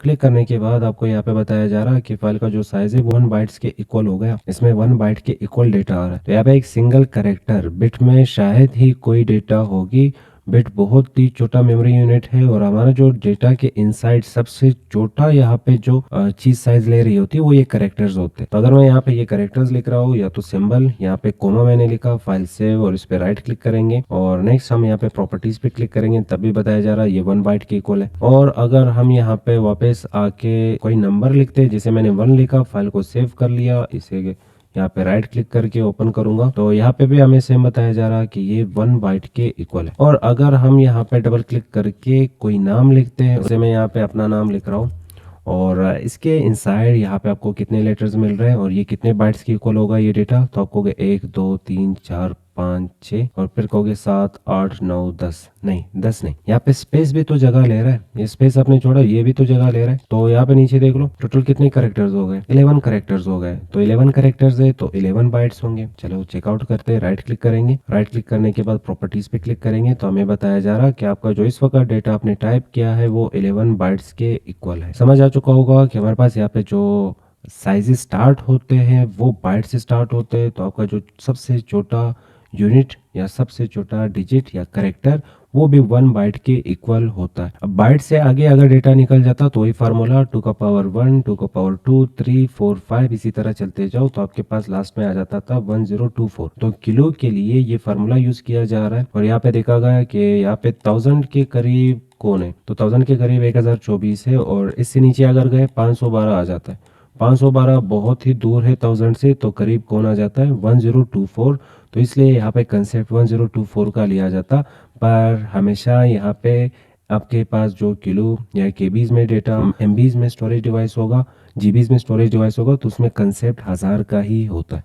1024 सिर्फ फार्मूला है। तो कितने kilo bytes equals to 1 megabyte, तो आपको 1024 kilo bytes equals to 1 megabyte और एमबी, और एमबी के जस्ट बाद गीगाबाइट, वही 1024 एमबीज मिलकर गीगाबाइट बनाते। फिर 1024 गीगाबाइट जीबीज मिलकर टेराबाइट बनाते हैं टीबी, और 1024 टेराबाइट और टीबीज मिलकर पेटाबाइट बनाते हैं पीबी, और 1024 पीबीज मिलकर एक्साबाइट ईबी बनाते हैं, 1024 ईबी मिलकर जेटाबाइट जेडबी बनाते, 1024 जेडबी मिलकर योटाबाइट वाईबी बनाते, 1024 यूआईबी मिलकर ब्रोंटोबाइट बनाते बीबी, और 1024 बीबीज मिलकर यहाँ पे जीबी बनाते हैं जिसे जियो बाइट कहा जाता है। और ये सबसे बड़ा लार्जेस्ट मेमोरी यूनिट है, और ये जो मेमोरी यूनिट से यहाँ तक टीबी तक ये हम भी यूज़ करते हैं आजकल। लैपटॉप्स और कंप्यूटर आपको इस तरह बड़े स्टोरेज डिवाइसेस में मिल जाता है, जैसे उसके इनसाइड एसएसडी होगा तो आपको कहा जाता है इसमें 1 टीबी का एसएसडी है, 2 टीबी का एसएसडी है, 5 टीबी का एसएसडी है। पीसीओ वाले के पास जाते होंगे, उससे आप वीडियोस वगैरह लेते हो, मूवीज वगैरह लेते हो, सॉन्ग्स लेते हो, सॉफ्टवेयर्स लेते हो, उसके पास इतना सारा डेटा है तो क्या वो जीबी में यहाँ पे डेटा को स्टोर कर रहा हो तो ये जीबी टाइप का जीबी साइज का कोई हार्ड डिस्क होगा उनके पास? नहीं।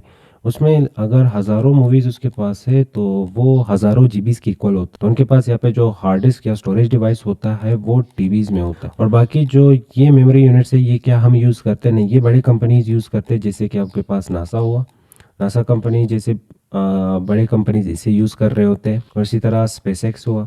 इस तरह जो बड़े कंपनीज हैं वो इन टाइप्स के मेमोरी यूनिट्स को यूज़ कर रहे होते हैं बड़े, क्योंकि इनके पास डेटा बहुत ही ज़्यादा होता है, इसलिए इनको यहाँ पे मेमोरी यूनिट्स, बड़े मेमोरी यूनिट्स की नीड होती है। और यहाँ पे लास्ट में एक और चीज़ बताता चलो, जियोबाइट कौन सा था जो लास्ट वाला जीबी, और जियोबाइट इज़ 1024 ब्रोंटोबाइट। तो एक जियोबाइट अभी हमने पढ़ा कि जो जीबी है वो इक्वल्स टू ब्रोंटोबाइट है। कितने ब्रोंटोबाइट की इक्वल्स होता है 1024, तो 1024 ब्रोंटोबाइट्स मिलकर एक सिंगल यहाँ पे जियोबाइट, जीबी वो वाला जीबी नहीं, ये गीगाबाइट ब्रोंटोबाइट्स क्रिएट करता है जियोबाइट का। पर कितने ब्रोंटोबाइट्स 1024 ब्रोंटोबाइट्स जियोबाइट के इक्वल होता है, एक सिंगल जियोबाइट के इक्वल होता है। तो इस जियोबाइट के इनसाइड आप कितने कैरेक्टर्स और कितने बाइट्स और कितने ये सिंबल्स जो 1 2 3 ABC ये चीज़ें टाइप कर सकते हो, वो आपके सामने यहाँ पे एक नंबर आ रहा होगा। तो इतने सारे यहाँ पे करेक्टर्स आप आराम से टाइप कर सकते हो एक सिंगल जियोबाइट के इनसाइड। और इवन इसे यहाँ पे पढ़ना मुश्किल भी होगा, इवन ये ट्रिलियंस में चला जाता है ये नंबर, और ट्रिलियन से भी ऊपर। तो इतने सारे करेक्टर्स हम आराम से यहाँ पे जियोबाइट के इनसाइड, एक सिंगल जियोबाइट के इनसाइड हम यहाँ पे स्टोर कर सकते हैं और टाइप कर सकते हैं। बहुत ही बड़ा मेमोरी यूनिट है, और इस टाइप के मेमोरी यूनिट या बड़े मेमोरी यूनिट ज़्यादातर यहाँ पे बड़ी कंपनीज यूज़ कर रहे होते हैं। तो उम्मीद करता हूँ आपको यहाँ पे ये स्ट्रक्चर और ये चीज़ें सारे समझ आ चुके होंगे। पहले हमने यहाँ पे स्टोरेज डिवाइसेस की बात की कि स्टोरेज डिवाइसेस 2 टाइप के होते हैं, primary storage devices, secondary storage devices. इनको नापने के लिए हम यहाँ पे यूज़ कर रहे होते हैं मेमोरी यूनिट्स का, और मेमोरी यूनिट्स के इनसाइड ढेर सारे मेमोरी यूनिट्स होते हैं, स्टार्ट होते हैं बिट से, और बिट के इनसाइड यहाँ पे 0 और 1 होता है। तो जो डेटा आप स्टोर करते हो कंप्यूटर में 0 और 1 की स्ट्रक्चर में स्टोर हो रहा होता है। तो जैसे बिट से आगे डेटा निकल जाता है, मेजरमेंट फिर चेंज हो जाती है, फिर आप निबल की तरफ चले जाते हो और निबल से आगे डेटा चला जाता है तो फिर आप यहाँ पे चले जाते हो बाइट की तरफ और बाइट से फार्मूला स्टार्ट हो जाता है 2 का पावर 1 और चलते जाता है 2 का पावर 10 इक्वल होता है 1024 का। अच्छा बाइट, अब कितने बाइट, 1024 बाइट से अगर डेटा बाहर निकल जाता है तो फिर बाइट नहीं रहता, फिर नेक्स्ट आ जाता है केबी, किलो बाइट। अगर किलो बाइट से डेटा बाहर निकल गया, केबी से बाहर निकल गया तो कितने केबी, तो आप कहोगे 1024 केबी से डेटा बाहर निकल जाता है तो फिर हम चले जाते हैं एमबी की तरफ और 1024 एमबी से डेटा बाहर अगर चला जाता है तो फिर हम चले जाते हैं यहाँ पे जीबी की तरफ और 1024 जीबी से डेटा बाहर चला जाता है तो फिर हम चले जाते हैं यहाँ पे टीबी की तरफ। और टीबी तक तो आपको आने चाहिए क्योंकि आपकी स्टोरेज डिवाइसेस इस वक्त टीबी तक आने लगे। पर इसके आगे जो मेमोरी यूनिट्स है उसके लिए आप फार्मूला भी यूज़ कर सकते हो। जैसे फार्मूला में यूज़ करता हूँ पीजे, पीजे मतलब पेटा, एक्सा, जेटा, योटा। तो हम यहाँ पे लिखेंगे पेटा, ठीक है, और ये होगा एक्सा और ये होगा जेटा और ये होगा योटा। अब योटा के बाद आपके पास दो मजीद मेमोरी यूनिट्स रह जाते हैं, एक था बीबी ब्रोंटो बाइट और एक होगा जीबी जियो बाइट। उम्मीद करता हूँ समझ आ रहा होगा। तो इन फ्यूचर आप जब भी डेटा देखोगे तो डेटा आपको हमेशा स्टार्ट होके मिल रहा होता है किस चीज़ से, बाइट से। सिंगल करेक्टर आपने टाइप किया, स्पेस टाइप किया तो वो भी एक बाइट के इक्वल जगह ले रहा होता है। बाइट से आगे डेटा निकलेगा तो मेमोरी यूनिट फिर चेंज होगा, सेम मेमोरी यूनिट नहीं रहता। मेजरमेंट आगे निकल गया, जैसे ग्राम है, ग्राम से आगे अगर चीज़ें निकल जाते हैं या जो भी आप चीज़ें खरीद रहे हो वो ग्राम से आगे निकल जाता है तो आपको ग्राम नहीं फिर केजी कहा जाता, केजी से ऊपर चला जाता है तो फिर आपको टन कहा जाता। तो इसी तरह यहाँ पे इन मेमोरी यूनिट्स के साथ डेटा को मेजर करने में हम ये मेमोरी यूनिट्स को इसी तरह रिप्रेजेंट कर रहे होते। बिट से आगे निकल गया निबल, निबल से आगे निकल गया बाइट, बाइट से आगे निकल गया केबी, केबी से आगे निकल गया एमबी और इसी तरह सो ऑन और लास्ट में ये स्टॉप हो जाता है कहाँ पे, जीबी में। अब जीबी के बाद भी कुछ मेमोरी यूनिट्स डिज़ाइन किए गए हैं पर फिलहाल उनकी नीड नहीं पड़ी, इसलिए शायद ही उन्हें लॉन्च किया गया हो। पर हाँ, इन फ्यूचर जब यहाँ पे नीड पड़ेगी, डेटा ज़्यादा हो जाएगा तो जियो बाइट से आगे भी मेमोरी यूनिट्स आ जाएंगी।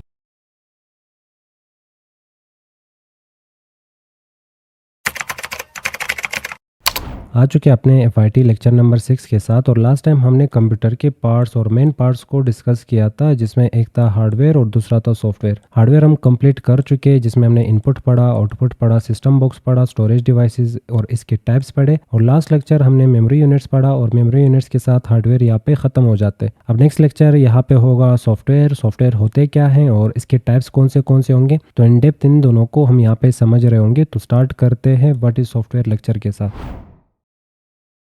समझते हैं यहाँ पे सॉफ्टवेयर्स को। सॉफ्टवेयर होते क्या है, untouchable parts of computer, computer के वो हिस्से जो अनटचेबल होंगे और जिनका कोई भी खास शेप और स्पेसिफिक शेप नहीं होता। अब एक दफ़ा थोड़ा सा बैक चलते हैं। लास्ट टाइम हमने हार्डवेयर को पढ़ा था और हार्डवेयर के इनसाइड हमें बताया जा रहा था टचेबल पार्ट्स ऑफ कंप्यूटर और जिनका एक खास शेप होता, जैसे कि आपके पास माउस है तो माउस को हम टच कर सकते हैं और इसका एक खास शेप होता। तो अगर माउस का शेप कुछ इस तरह से आ रहा है, इन फ्यूचर माउस को देखोगे तो पास में जैसे था माउस फ्यूचर में भी वैसे ही रहेगा। ये अपना यहाँ पे स्ट्रक्चर चेंज नहीं करता अनटिल अगर आप इसे ब्रेक नहीं करते, तोड़ते नहीं हो। तोड़ोगे तो ये काम का नहीं रहेगा। तो अगर माउस का एक साइज होगा तो उसी साइज के साथ वो माउस हमेशा रहता है। पर सॉफ्टवेयर के साथ ऐसा कुछ नहीं होता, सॉफ्टवेयर अनटचेबल होते। स्क्रीन के इनसाइड आप जितने भी काम करते हो तो उसके लिए आप यहाँ पे माउस यूज करते हो या तो फिर आप यूज करते हो कीबोर्ड का। कीबोर्ड के इनसाइड ढेर सारे बटन होते हैं, आप कीबोर्ड का यूज करते हो। तो यहाँ पे स्क्रीन के ऊपर एक आइकन आपको दिख रहा होता है, आप माउस के थ्रू उस पर डबल क्लिक करते हो, उसे ओपन करते हो। ओपन करने के बाद आप उसे यूज करने लगते हो। स्क्रीन के इनसाइड चाहे वो स्क्रीन मोबाइल का हो चाहे वो स्क्रीन कंप्यूटर का हो, उसके इनसाइड जितने भी आप काम करते हो वो सारे सॉफ्टवेयर के बेस पे आप कर रहे होते हो। मोबाइल यहाँ पे अगर स्क्रीन टचेबल है मोबाइल का तो आप यहाँ पे टच स्क्रीन के इनसाइड और टच स्क्रीन के थ्रू आप यहाँ पे एप्स वगैरह को और सॉफ्टवेयर वगैरह को यूज कर रहे होते हो। तो यूँ समझ ले स्क्रीन के इनसाइड और मॉनिटर के इनसाइड, कंप्यूटर के इनसाइड जितने भी काम आप कर रहे होते हो वो किस चीज़ के बेस पे करते हो, सॉफ्टवेयर के बेस। सॉफ्टवेयर को कभी भी आप टच नहीं कर सकते, प्लस इनका कोई भी खास शेप नहीं होता। अब खास शेप से क्या मुराद, तो अगर आप एक स्क्रीन बड़ा सा देखते हो और उसके इनसाइड किसी सॉफ्टवेयर को ओपन करते हो तो उस स्क्रीन के इनसाइड कुछ इस तरह से जगह ले रहा होता है। और अगर आप सेम सॉफ्टवेयर को किसी छोटे स्क्रीन के इनसाइड ओपन करोगे तो वो छोटे स्क्रीन के इनसाइड कुछ इस तरह से जगह ले रहा होता है। तो यहाँ पे ये जगह ज़्यादा ले रहा है, यहाँ पे ये जगह कम ले रहा है, तो इसका साइज़ यहाँ पे स्क्रीन के ऊपर डिपेंडेंट होता है। तो स्क्रीन के अकॉर्डिंग ये खुद को सेट कर रहा होता है। स्क्रीन के इनसाइड सबसे पहले आपको ये छोटा सा आइकन दिख रहा होता है, जब आप क्लिक करते हो तो ये कुछ इस तरह से बड़ा हो जाता है और पूरे स्क्रीन के ऊपर फैल जाता है। बाकी इसके कॉर्नर पे जब पॉइंटर लेके जाओगे तो डबल एरो बन जाती है और इस एरो के थ्रू आप यहाँ पे इसका जो विड्थ और हाइट होगा इसे कंट्रोल कर सकते हो। तो हम यहाँ पे कह सकते हैं कभी यहाँ पे सॉफ्टवेयर इतना जगह ले रहा होता है, कभी इतना जगह ले रहा होता है, तो इसका यहाँ पे जो साइज है वो कभी भी फिक्स नहीं रहता, साइज ऊपर नीचे छोटा बड़ा हो रहा होता है। तो यहाँ पे हमें समझ आ चुका होगा कंप्यूटर के इनसाइड जितने भी हम काम करते हैं वो सारे सॉफ्टवेयर के थ्रू करते हैं, चाहे मोबाइल हो चाहे कंप्यूटर हो, जो गेम आप खेलते हो, जो भी काम आप करते हो स्क्रीन के इनसाइड, चाहे आप मैसेजेस करते हो, चाहे आप कुछ टाइप करते हो, टेक्स्ट टाइप करते हो, काम करते हो, कैलकुलेशन करते हो, इन सब चीज़ों के लिए आप सॉफ्टवेयर का ही यूज़ करते हो। अब छोटा सा ओवरव्यू देता चलो सॉफ्टवेयर को कैसे बनाया जाता। तो यहाँ पे ओवरव्यू हम लिख लेते हैं, स्पेलिंग के तरफ नहीं जाना। ओवरव्यू सबसे पहले आपको एक प्रोग्रामिंग लैंग्वेज चूज़ करनी होती है। प्रोग्रामिंग लैंग्वेजेस ढेर सारे टाइप्स के होते हैं, कोई भी एक प्रोग्रामिंग आपने चूज़ करना है, पर आपके काम पे भी डिपेंड करता है आप किस टाइप के सॉफ्टवेयर्स को बनाने जा रहे हो। जैसे पाइथन होता है, पाइथन एक प्रोग्रामिंग लैंग्वेज है, इन फ्यूचर इसी सेम चैनल के ऊपर पढ़ाया जाएगा। जावा एक प्रोग्रामिंग लैंग्वेज है, इन फ्यूचर हम इसे भी पढ़ा रहे होंगे इसी सेम चैनल के ऊपर। जावास्क्रिप्ट भी एक प्रोग्रामिंग लैंग्वेज है और इसके अलावा सी और सी प्लस प्लस भी एक प्रोग्रामिंग लैंग्वेज है। अब आगे आप टाइप्स पढ़ने जा रहे हो, सॉफ्टवेयर सिस्टम सॉफ्टवेयर क्या होते हैं, एप्लीकेशन सॉफ्टवेयर क्या होते हैं। तो सिस्टम सॉफ्टवेयर अगर आपको बनाना तो आप यूज़ करोगे सी और सी प्लस प्लस जैसे लैंग्वेजेस का, और अगर आप एप्लीकेशन सॉफ्टवेयर बनाना चाहते हो जो आप खुद यूज़ करते हो जैसे कैलकुलेटर वगैरह, गेम वगैरह, तो उनके लिए आप यूज़ कर सकते हो पाइथन, जावा और जावास्क्रिप्ट। तो इन लैंग्वेजेस के थ्रू हम यहाँ पे ढेर सारे स्टेटमेंट्स लिखते हैं। स्टेटमेंट मतलब आप कोड करते हो तो उस कोड को हम स्टेटमेंट कहते हैं। एक लाइन कोड लिखा तो एक स्टेटमेंट हुआ, दूसरा लाइन कोड लिखा दूसरा स्टेटमेंट, तीसरा लाइन ऑफ कोड तीसरा स्टेटमेंट। इस तरह ढेर सारे स्टेटमेंट्स मिलकर एक प्रोग्राम क्रिएट कर रहे होते हैं। तो आपने एक प्रोग्राम लिखा ढेर सारे लाइन ऑफ कोड से। अब इस तरह के ढेर सारे प्रोग्राम्स मिलकर फिर क्रिएट कर लेते हैं एक सॉफ्टवेयर, और आगे और भी प्रोसेस होता, पर फिलहाल समझ लो कि एक लैंग्वेज यहाँ पे हमें चूज करना होता है। अगर आप यहाँ पे एप्लीकेशन सॉफ्टवेयर बना रहे हो पाइथन, जावा और जावास्क्रिप्ट, सिस्टम सॉफ्टवेयर बना रहे हो तो सी और सी प्लस प्लस चूज करना होता है, और इनमें आप स्टेटमेंट्स लिखते हो। स्टेटमेंट्स को आप कन्वर्ट कर लेते हो प्रोग्राम में, और फिर ढेर सारे प्रोग्राम्स मिलकर एक सॉफ्टवेयर क्रिएट कर लेते हैं। जितने भी प्रॉब्लम सॉल्यूशन के लिए हम स्क्रीन के इनसाइड जितने भी चीज़ें कर रहे होते हैं, जितने भी काम कर रहे होते हैं, उनको हम सॉफ्टवेयर कहेंगे, और वो सारे काम सॉफ्टवेयर के बेस पे कर रहे होते हैं। अब इनके टाइप्स पढ़ते हैं। सॉफ्टवेयर हमें समझ आ चुका, अनटचेबल होते हैं और उनका कोई भी खास शेप नहीं होता। उनको बनाने के लिए प्रोग्रामिंग लैंग्वेज चूज़ करना होता है। प्रोग्रामिंग लैंग्वेजेस के थ्रू हम स्टेटमेंट्स लिखते हैं और स्टेटमेंट से हम प्रोग्राम्स क्रिएट करते हैं और फिर एक सॉफ्टवेयर तैयार हो जाता। अब इनके टाइप्स पढ़ते हैं। तो पहला टाइप यहाँ पे आ जाता है सिस्टम सॉफ्टवेयर। और सिस्टम सॉफ्टवेयर होता क्या है? वो सॉफ्टवेयर जो कि फुलफिल कर रहे होते हैं, जो कि कंप्लीट कर रहे होते हैं रिक्वायरमेंट्स, ज़रूरियात। किसकी ज़रूरियात? सिस्टम की ज़रूरियात। वो सॉफ्टवेयर जो सिस्टम की ज़रूरियात को पूरा करता हो, उन टाइप्स के सॉफ्टवेयर को हम सिस्टम सॉफ्टवेयर कहते हैं। जैसे आपके पास अगर कोई मोबाइल हो, वो मोबाइल नहीं चल रहा, वो ऑन ही नहीं हो रहा, पर उसके सारे हार्डवेयर बटन्स वगैरह सारी चीज़ें ठीक है, पर वो ओपन ही नहीं हो रहा, आपको यहाँ पे ब्लैंक स्क्रीन दिख रहा है, तो ये समझ ली इसके सॉफ्टवेयर उड़ गए। तो आपको इसके इनसाइड सॉफ्टवेयर इंस्टॉल करना होगा। अगर आप कंप्यूटर को यूज़ कर रहे हो, कंप्यूटर के इनसाइड आपको यहाँ पे एक ब्लैंक स्क्रीन दिख रहा है, सारी चीज़ें इसके ओके, हार्डवेयर सारे ओके, पर आपको एक ब्लैंक स्क्रीन दिख रहा है, तो ये समझ लें यहाँ पे नीड है सिस्टम सॉफ्टवेयर की, और इसके इनसाइड आपको सिस्टम सॉफ्टवेयर इंस्टॉल करना होगा ताकि ये काम के काबिल बने। तो कंप्यूटर और मोबाइल को ऑन करने के लिए हम हमेशा यूज़ करते हैं सिस्टम सॉफ्टवेयर को। तो सबसे पहले हार्डवेयर को चलाने के लिए आपको यहाँ पे ज़रूरत पड़ती है सिस्टम सॉफ्टवेयर की। सिस्टम सॉफ्टवेयर का काम है रिक्वायरमेंट्स को पूरा करना। तो जितने भी यहाँ पे रिक्वायरमेंट्स होते हैं, मोबाइल का रिक्वायरमेंट्स होते हैं, कंप्यूटर का, लैपटॉप का, उन रिक्वायरमेंट्स को पूरा करने के लिए हम सिस्टम सॉफ्टवेयर का यूज़ कर रहे होते हैं। अब यहाँ पे एक और लाइन ऑफ डेफिनेशन मैंने लिखा है, यहाँ पे कहा जाता है एसेंशियल ऑफ मैनेजिंग हार्डवेयर। तो हम यहाँ पे सिस्टम सॉफ्टवेयर के थ्रू हार्डवेयर को मैनेज कर रहे होते हैं। जैसे स्क्रीन के ऊपर आपको एक कर्सर दिख रहा होता है, तो वो जो कर्सर है, वो कर्सर कौन क्रिएट करता है? जाहिर बात है सिस्टम सॉफ्टवेयर। कीबोर्ड के थ्रू कोई की प्रेस करने से आपको वो सेम की का यहाँ पे लेटर मिल जाता, तो वो कौन मैनेज कर रहा होता है?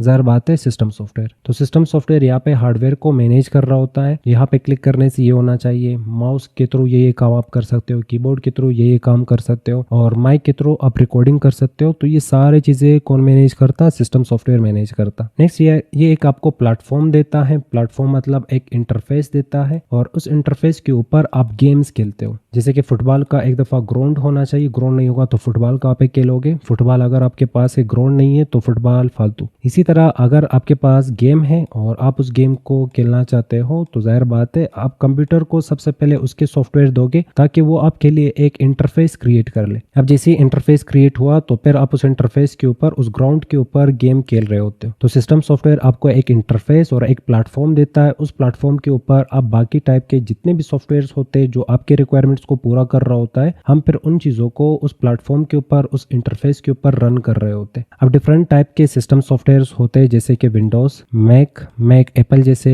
या आईफोन जैसे डिवाइसेस जो होते हैं। अगर आईफोन का कोई कंप्यूटर, लैपटॉप आप लेते हो तो उसके इनसाइड हम मैक ऑपरेटिंग सिस्टम को यूज़ करते हैं। ये सारे सिस्टम सॉफ्टवेयर है और विंडोज़, मैक, लिनक्स, यूनिक्स, इनको हम ऑपरेटिंग सिस्टम भी कहते हैं। ये कंप्यूटर के साथ ऑपरेट करता और यूज़र के जितने भी यहाँ पे काम होते हैं उन्हें मैनेज कर रहा होता है। तो यहाँ पे विंडो होता है, विंडो हर कंप्यूटर के इनसाइड चल जाता है सिवाय एप्पल वाले कंप्यूटर। और आजकल एप्पल वालों ने भी अलाउ किया है कि आप यहाँ पे विंडो भी उनके कंप्यूटर के इनसाइड, लैपटॉप के इनसाइड चला सकते हो। मैक सिर्फ और सिर्फ उन लैपटॉप के ऊपर चलता जो एप्पल वालों ने बनाया हो। एप्पल का जो कंप्यूटर या लैपटॉप होता है उन्होंने अपना खुद का ऑपरेटिंग सिस्टम बनाया है। तो ये ऑपरेटिंग सिस्टम सिर्फ और सिर्फ इन डिवाइसेस के लिए क्रिएट किया गया है जिनको एप्पल वालों ने बनाया। इसके बाद लिनक्स आ जाता है, यूनिक्स आ जाता है। ये किसी भी कंप्यूटर के इनसाइड चल जाते हैं। हैकर और प्रोग्रामर लोग लिनक्स, यूनिक्स को यूज़ करते हैं। सबसे इजी इंटरफेस यहाँ पे विंडो का होता है। तो विंडोज़ हर जगह पाया जाता और एप्पल वाले डिवाइसेस, लैपटॉप, कंप्यूटर के इनसाइड आपको मैक मिलेगा। नेक्स्ट और लास्ट यहाँ पे आ जाता है ड्राइवर और इसके अलावा एंटीवायरस वगैरह चीज़ें भी आ जाते हैं वो सिस्टम सॉफ्टवेयर के इनसाइड। पर ड्राइवर्स का यहाँ पे काम क्या है? तो कार चलाने के लिए जाहिर बात है एक ड्राइवर की नीड होती है। तो यहाँ पे हम एक कार बनाते हैं और इसके इनसाइड यहाँ पे एक बंदा। तो ये बंदा क्या कहलाता? तो आप कहोगे ये ड्राइवर कहलाता। ये जो भी कार चला रहा है उसे हम ड्राइवर कहते हैं। सेम इसी तरह कंप्यूटर के इनसाइड भी ड्राइवर्स होते हैं। अब ड्राइवर्स का काम क्या है कंप्यूटर के इनसाइड? कंप्यूटर को चलाते नहीं है कि आप समझोगे कंप्यूटर अभी चल जाएगा, भाग जाएगा, नहीं। कंप्यूटर के साथ जब आप किसी और हार्डवेयर को अटैच करते हो, जैसे प्रिंटर आपने लाया, आपने प्रिंटर लाया और प्रिंटर आपने कनेक्ट कर लिया कंप्यूटर के साथ, और जाहिर बात है यहाँ पे जो प्रिंटर हार्डवेयर है इसे अपने यहाँ पे बताना होता है, इंट्रोड्यूस करना होता है कंप्यूटर के लिए। तो जब आप कंप्यूटर के साथ इसे अटैच करते हो, कुछ प्रिंटर ऐसे होते हैं जो ऑटोमेटिक अपने ड्राइवर्स खुद ब खुद इंस्टॉल कर लेते हैं या अपने साथ ही लेके आ जाते हैं कंप्यूटर के इनसाइड। पर जब आप प्रिंटर को यहाँ पे इसके साथ कनेक्ट करते हो, आप कमांड देते हो कि चलो यहाँ पे डेटा, ये कागज़ है, ये मुझे प्रिंट करना है, और आप प्रिंट का कमांड देते हो कंप्यूटर को, कंप्यूटर आपको एरर दे देता है कि कोई प्रिंटर मेरे पास मौजूद ही नहीं है। तो फिर वहाँ पे ज़रूरत पड़ती है किस चीज़ की? ड्राइवर। अच्छा, यहाँ पे कंप्यूटर के इनसाइड ड्राइवर्स का फिर काम क्या होगा? इस वाले प्रिंटर को इंट्रोड्यूस करना और चलाना, समझाना कंप्यूटर को, यही ड्राइवर्स का काम होता है इनसाइड कंप्यूटर। अगर आप यूज़ करते हो स्कैनर को, तो आपने एक स्कैनर लाया और स्कैनर कनेक्ट कर लिया यहाँ पे कंप्यूटर के साथ, तो आप कोई भी चीज़ स्कैन नहीं कर पा रहे, वजह ड्राइवर्स मिसिंग है।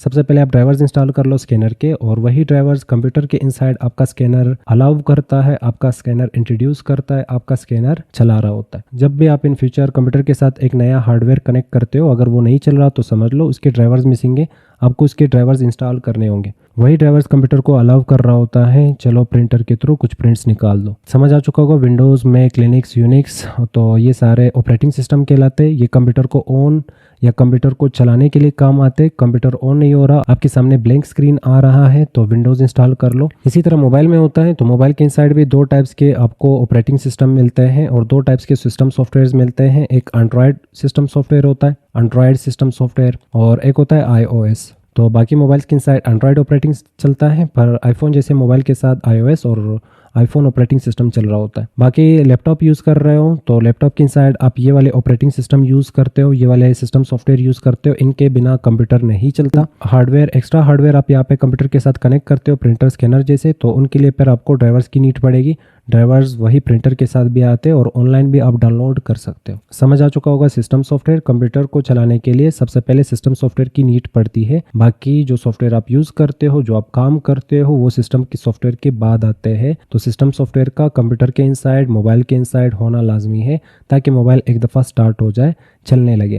फिर इसके बाद बाकी सॉफ्टवेयर्स को आप उसके इनसाइड चला सकते हैं। बाकी सॉफ्टवेयर्स कौन से होंगे? और बाकी सॉफ्टवेयर्स को हम यहाँ पे एप्लीकेशन सॉफ्टवेयर्स या तो एप्स भी कह सकते हैं। अब एप्लीकेशन सॉफ्टवेयर का काम क्या है? तो वो सॉफ्टवेयर जो फुलफिल करता हो, कंप्लीट करता हो रिक्वायरमेंट्स किसके रिक्वायरमेंट्स? यूजर के रिक्वायरमेंट्स। तो अगर आप एक यूजर हो जो कंप्यूटर को यूज करता है, वो सारे यूजर ही होते हैं। तो जो यूजर है वो कंप्यूटर को अगर यूज कर रहा है, जैसे आपको गेम खेलना है, आपको यहाँ पे गेम मिला तो वो एक ऐप है। आपको कैलकुलेशन करना है, आपको कैलकुलेटर मिला, वो एक ऐप है। आपको एक्सेल मिला, वो एक ऐप है। आपको प्रेजेंटेशन बनानी है, आपको पावर पॉइंट मिला, वो एक ऐप है। तो उसे आप खुद इंस्टॉल करते हो और उन सॉफ्टवेयर्स को हम एप्लीकेशन सॉफ्टवेयर या एप्स भी कहते हैं। तो वो सॉफ्टवेयर जो आपके रिक्वायरमेंट्स को पूरा करता हो, उन टाइप्स के सॉफ्टवेयर्स को हम एप्लीकेशन सॉफ्टवेयर्स कहते हैं। एप्लीकेशन सॉफ्टवेयर्स को डिजाइन किया गया है ताकि वो स्पेसिफिक टाइप के टास्क जो होते हैं या स्पेसिफिक टाइप के यूजर के जो प्रॉब्लम्स होते हैं उन्हें सॉल्व कर ले। जैसे आपको मैसेजेस करने हैं, आपको नेटवर्क क्रिएट करना है और नेटवर्क वही कनेक्शन, एक बंदा यहाँ पे बैठा है किसी और मुल्क में और आप यहाँ पे बैठे हो किसी और मुल्क में, आपने इसके साथ बातचीत करना है तो आप व्हाट्सअप का यूज़ करते हो। अब व्हाट्सअप मोबाइल के ऊपर चलता है तो सबसे पहले मोबाइल के इनसाइड आ जाता है सिस्टम सॉफ्टवेयर और सिस्टम सॉफ्टवेयर के बाद आप इसके इनसाइड यहाँ पे इंस्टॉल करते हो ऐप। और ऐप कहाँ से इंस्टॉल करते हो? प्ले स्टोर के थ्रू। तो प्ले स्टोर के थ्रू आप ऐप को इंस्टॉल करते हो। बाकी प्ले स्टोर के इनसाइड आपको करोड़ों ऐप्स मिल जाते हैं, करोड़ों ऐप्स मिल जाते हैं। तो वो जितने भी ऐप्स होंगे उन सभी ऐप्स को हम यहाँ पे एप्लीकेशन सॉफ्टवेयर्स कह रहे होते हैं या तो ऐप्स कह रहे होते। तो प्ले स्टोर के इनसाइड जितने भी सॉफ्टवेयर्स आपको मिलते हैं या तो फिर आप ब्राउजर का यूज करते हो, क्रोम का यूज करते हो। कंप्यूटर के इनसाइड आप क्रोम को ओपन करते हो और सर्च करते हो जिस टाइप का भी सॉफ्टवेयर आपको चाहिए होता। जब आप ब्राउजर के थ्रू कोई सॉफ्टवेयर डाउनलोड करते हो, उस सॉफ्टवेयर को भी हम ऐप और एप्लीकेशन सॉफ्टवेयर कहते हैं और उसके थ्रू आप अपने हिसाब से अलग अलग टाइप के काम कर रहे होते हो। तो वो सॉफ्टवेयर जो आपके टास्क को परफॉर्म कर ले और आपके प्रॉब्लम्स को सोल्व कर ले, आपके रिक्वायरमेंट्स को पूरा कर ले, वो सारे सॉफ्टवेयर एप्लीकेशन सॉफ्टवेयर कहलाते हैं। कंप्यूटर के इनसाइड एप्लीकेशन सॉफ्टवेयर का होना ना होने से कोई फर्क नहीं पड़ता। तो अगर इसके इनसाइड कोई गेम मौजूद है, कंप्यूटर को कोई फर्क नहीं पड़ेगा। अगर ये गेम अनइंस्टॉल कर लो, कंप्यूटर को कोई फर्क नहीं पड़ेगा। पर अगर सिस्टम सॉफ्टवेयर करप्ट हो जाता है तो कंप्यूटर को फर्क पड़ता है। कंप्यूटर टोटल करप्ट हो जाता है, फिर कंप्यूटर चलने नहीं लगता और कंप्यूटर नहीं चलता। अब एप्लीकेशन सॉफ्टवेयर डिफरेंट टाइप्स के होते हैं, जैसे ब्राउजर के थ्रू आप ब्राउजिंग करते हो, सर्चिंग करते हो। डिफरेंट टाइप के ब्राउजर होते हैं, क्रोम, फायरफॉक्स, ओपेरा वगैरह, ये सारे ब्राउजर सॉफ्टवेयर कहलाते हैं। इसके थ्रू आप सर्चिंग करते हो। एमएस ऑफिस के इनसाइड आप डिफरेंट टाइप के काम करते हो ऑफिस बेस पे, जैसे डॉक्यूमेंट बनाना,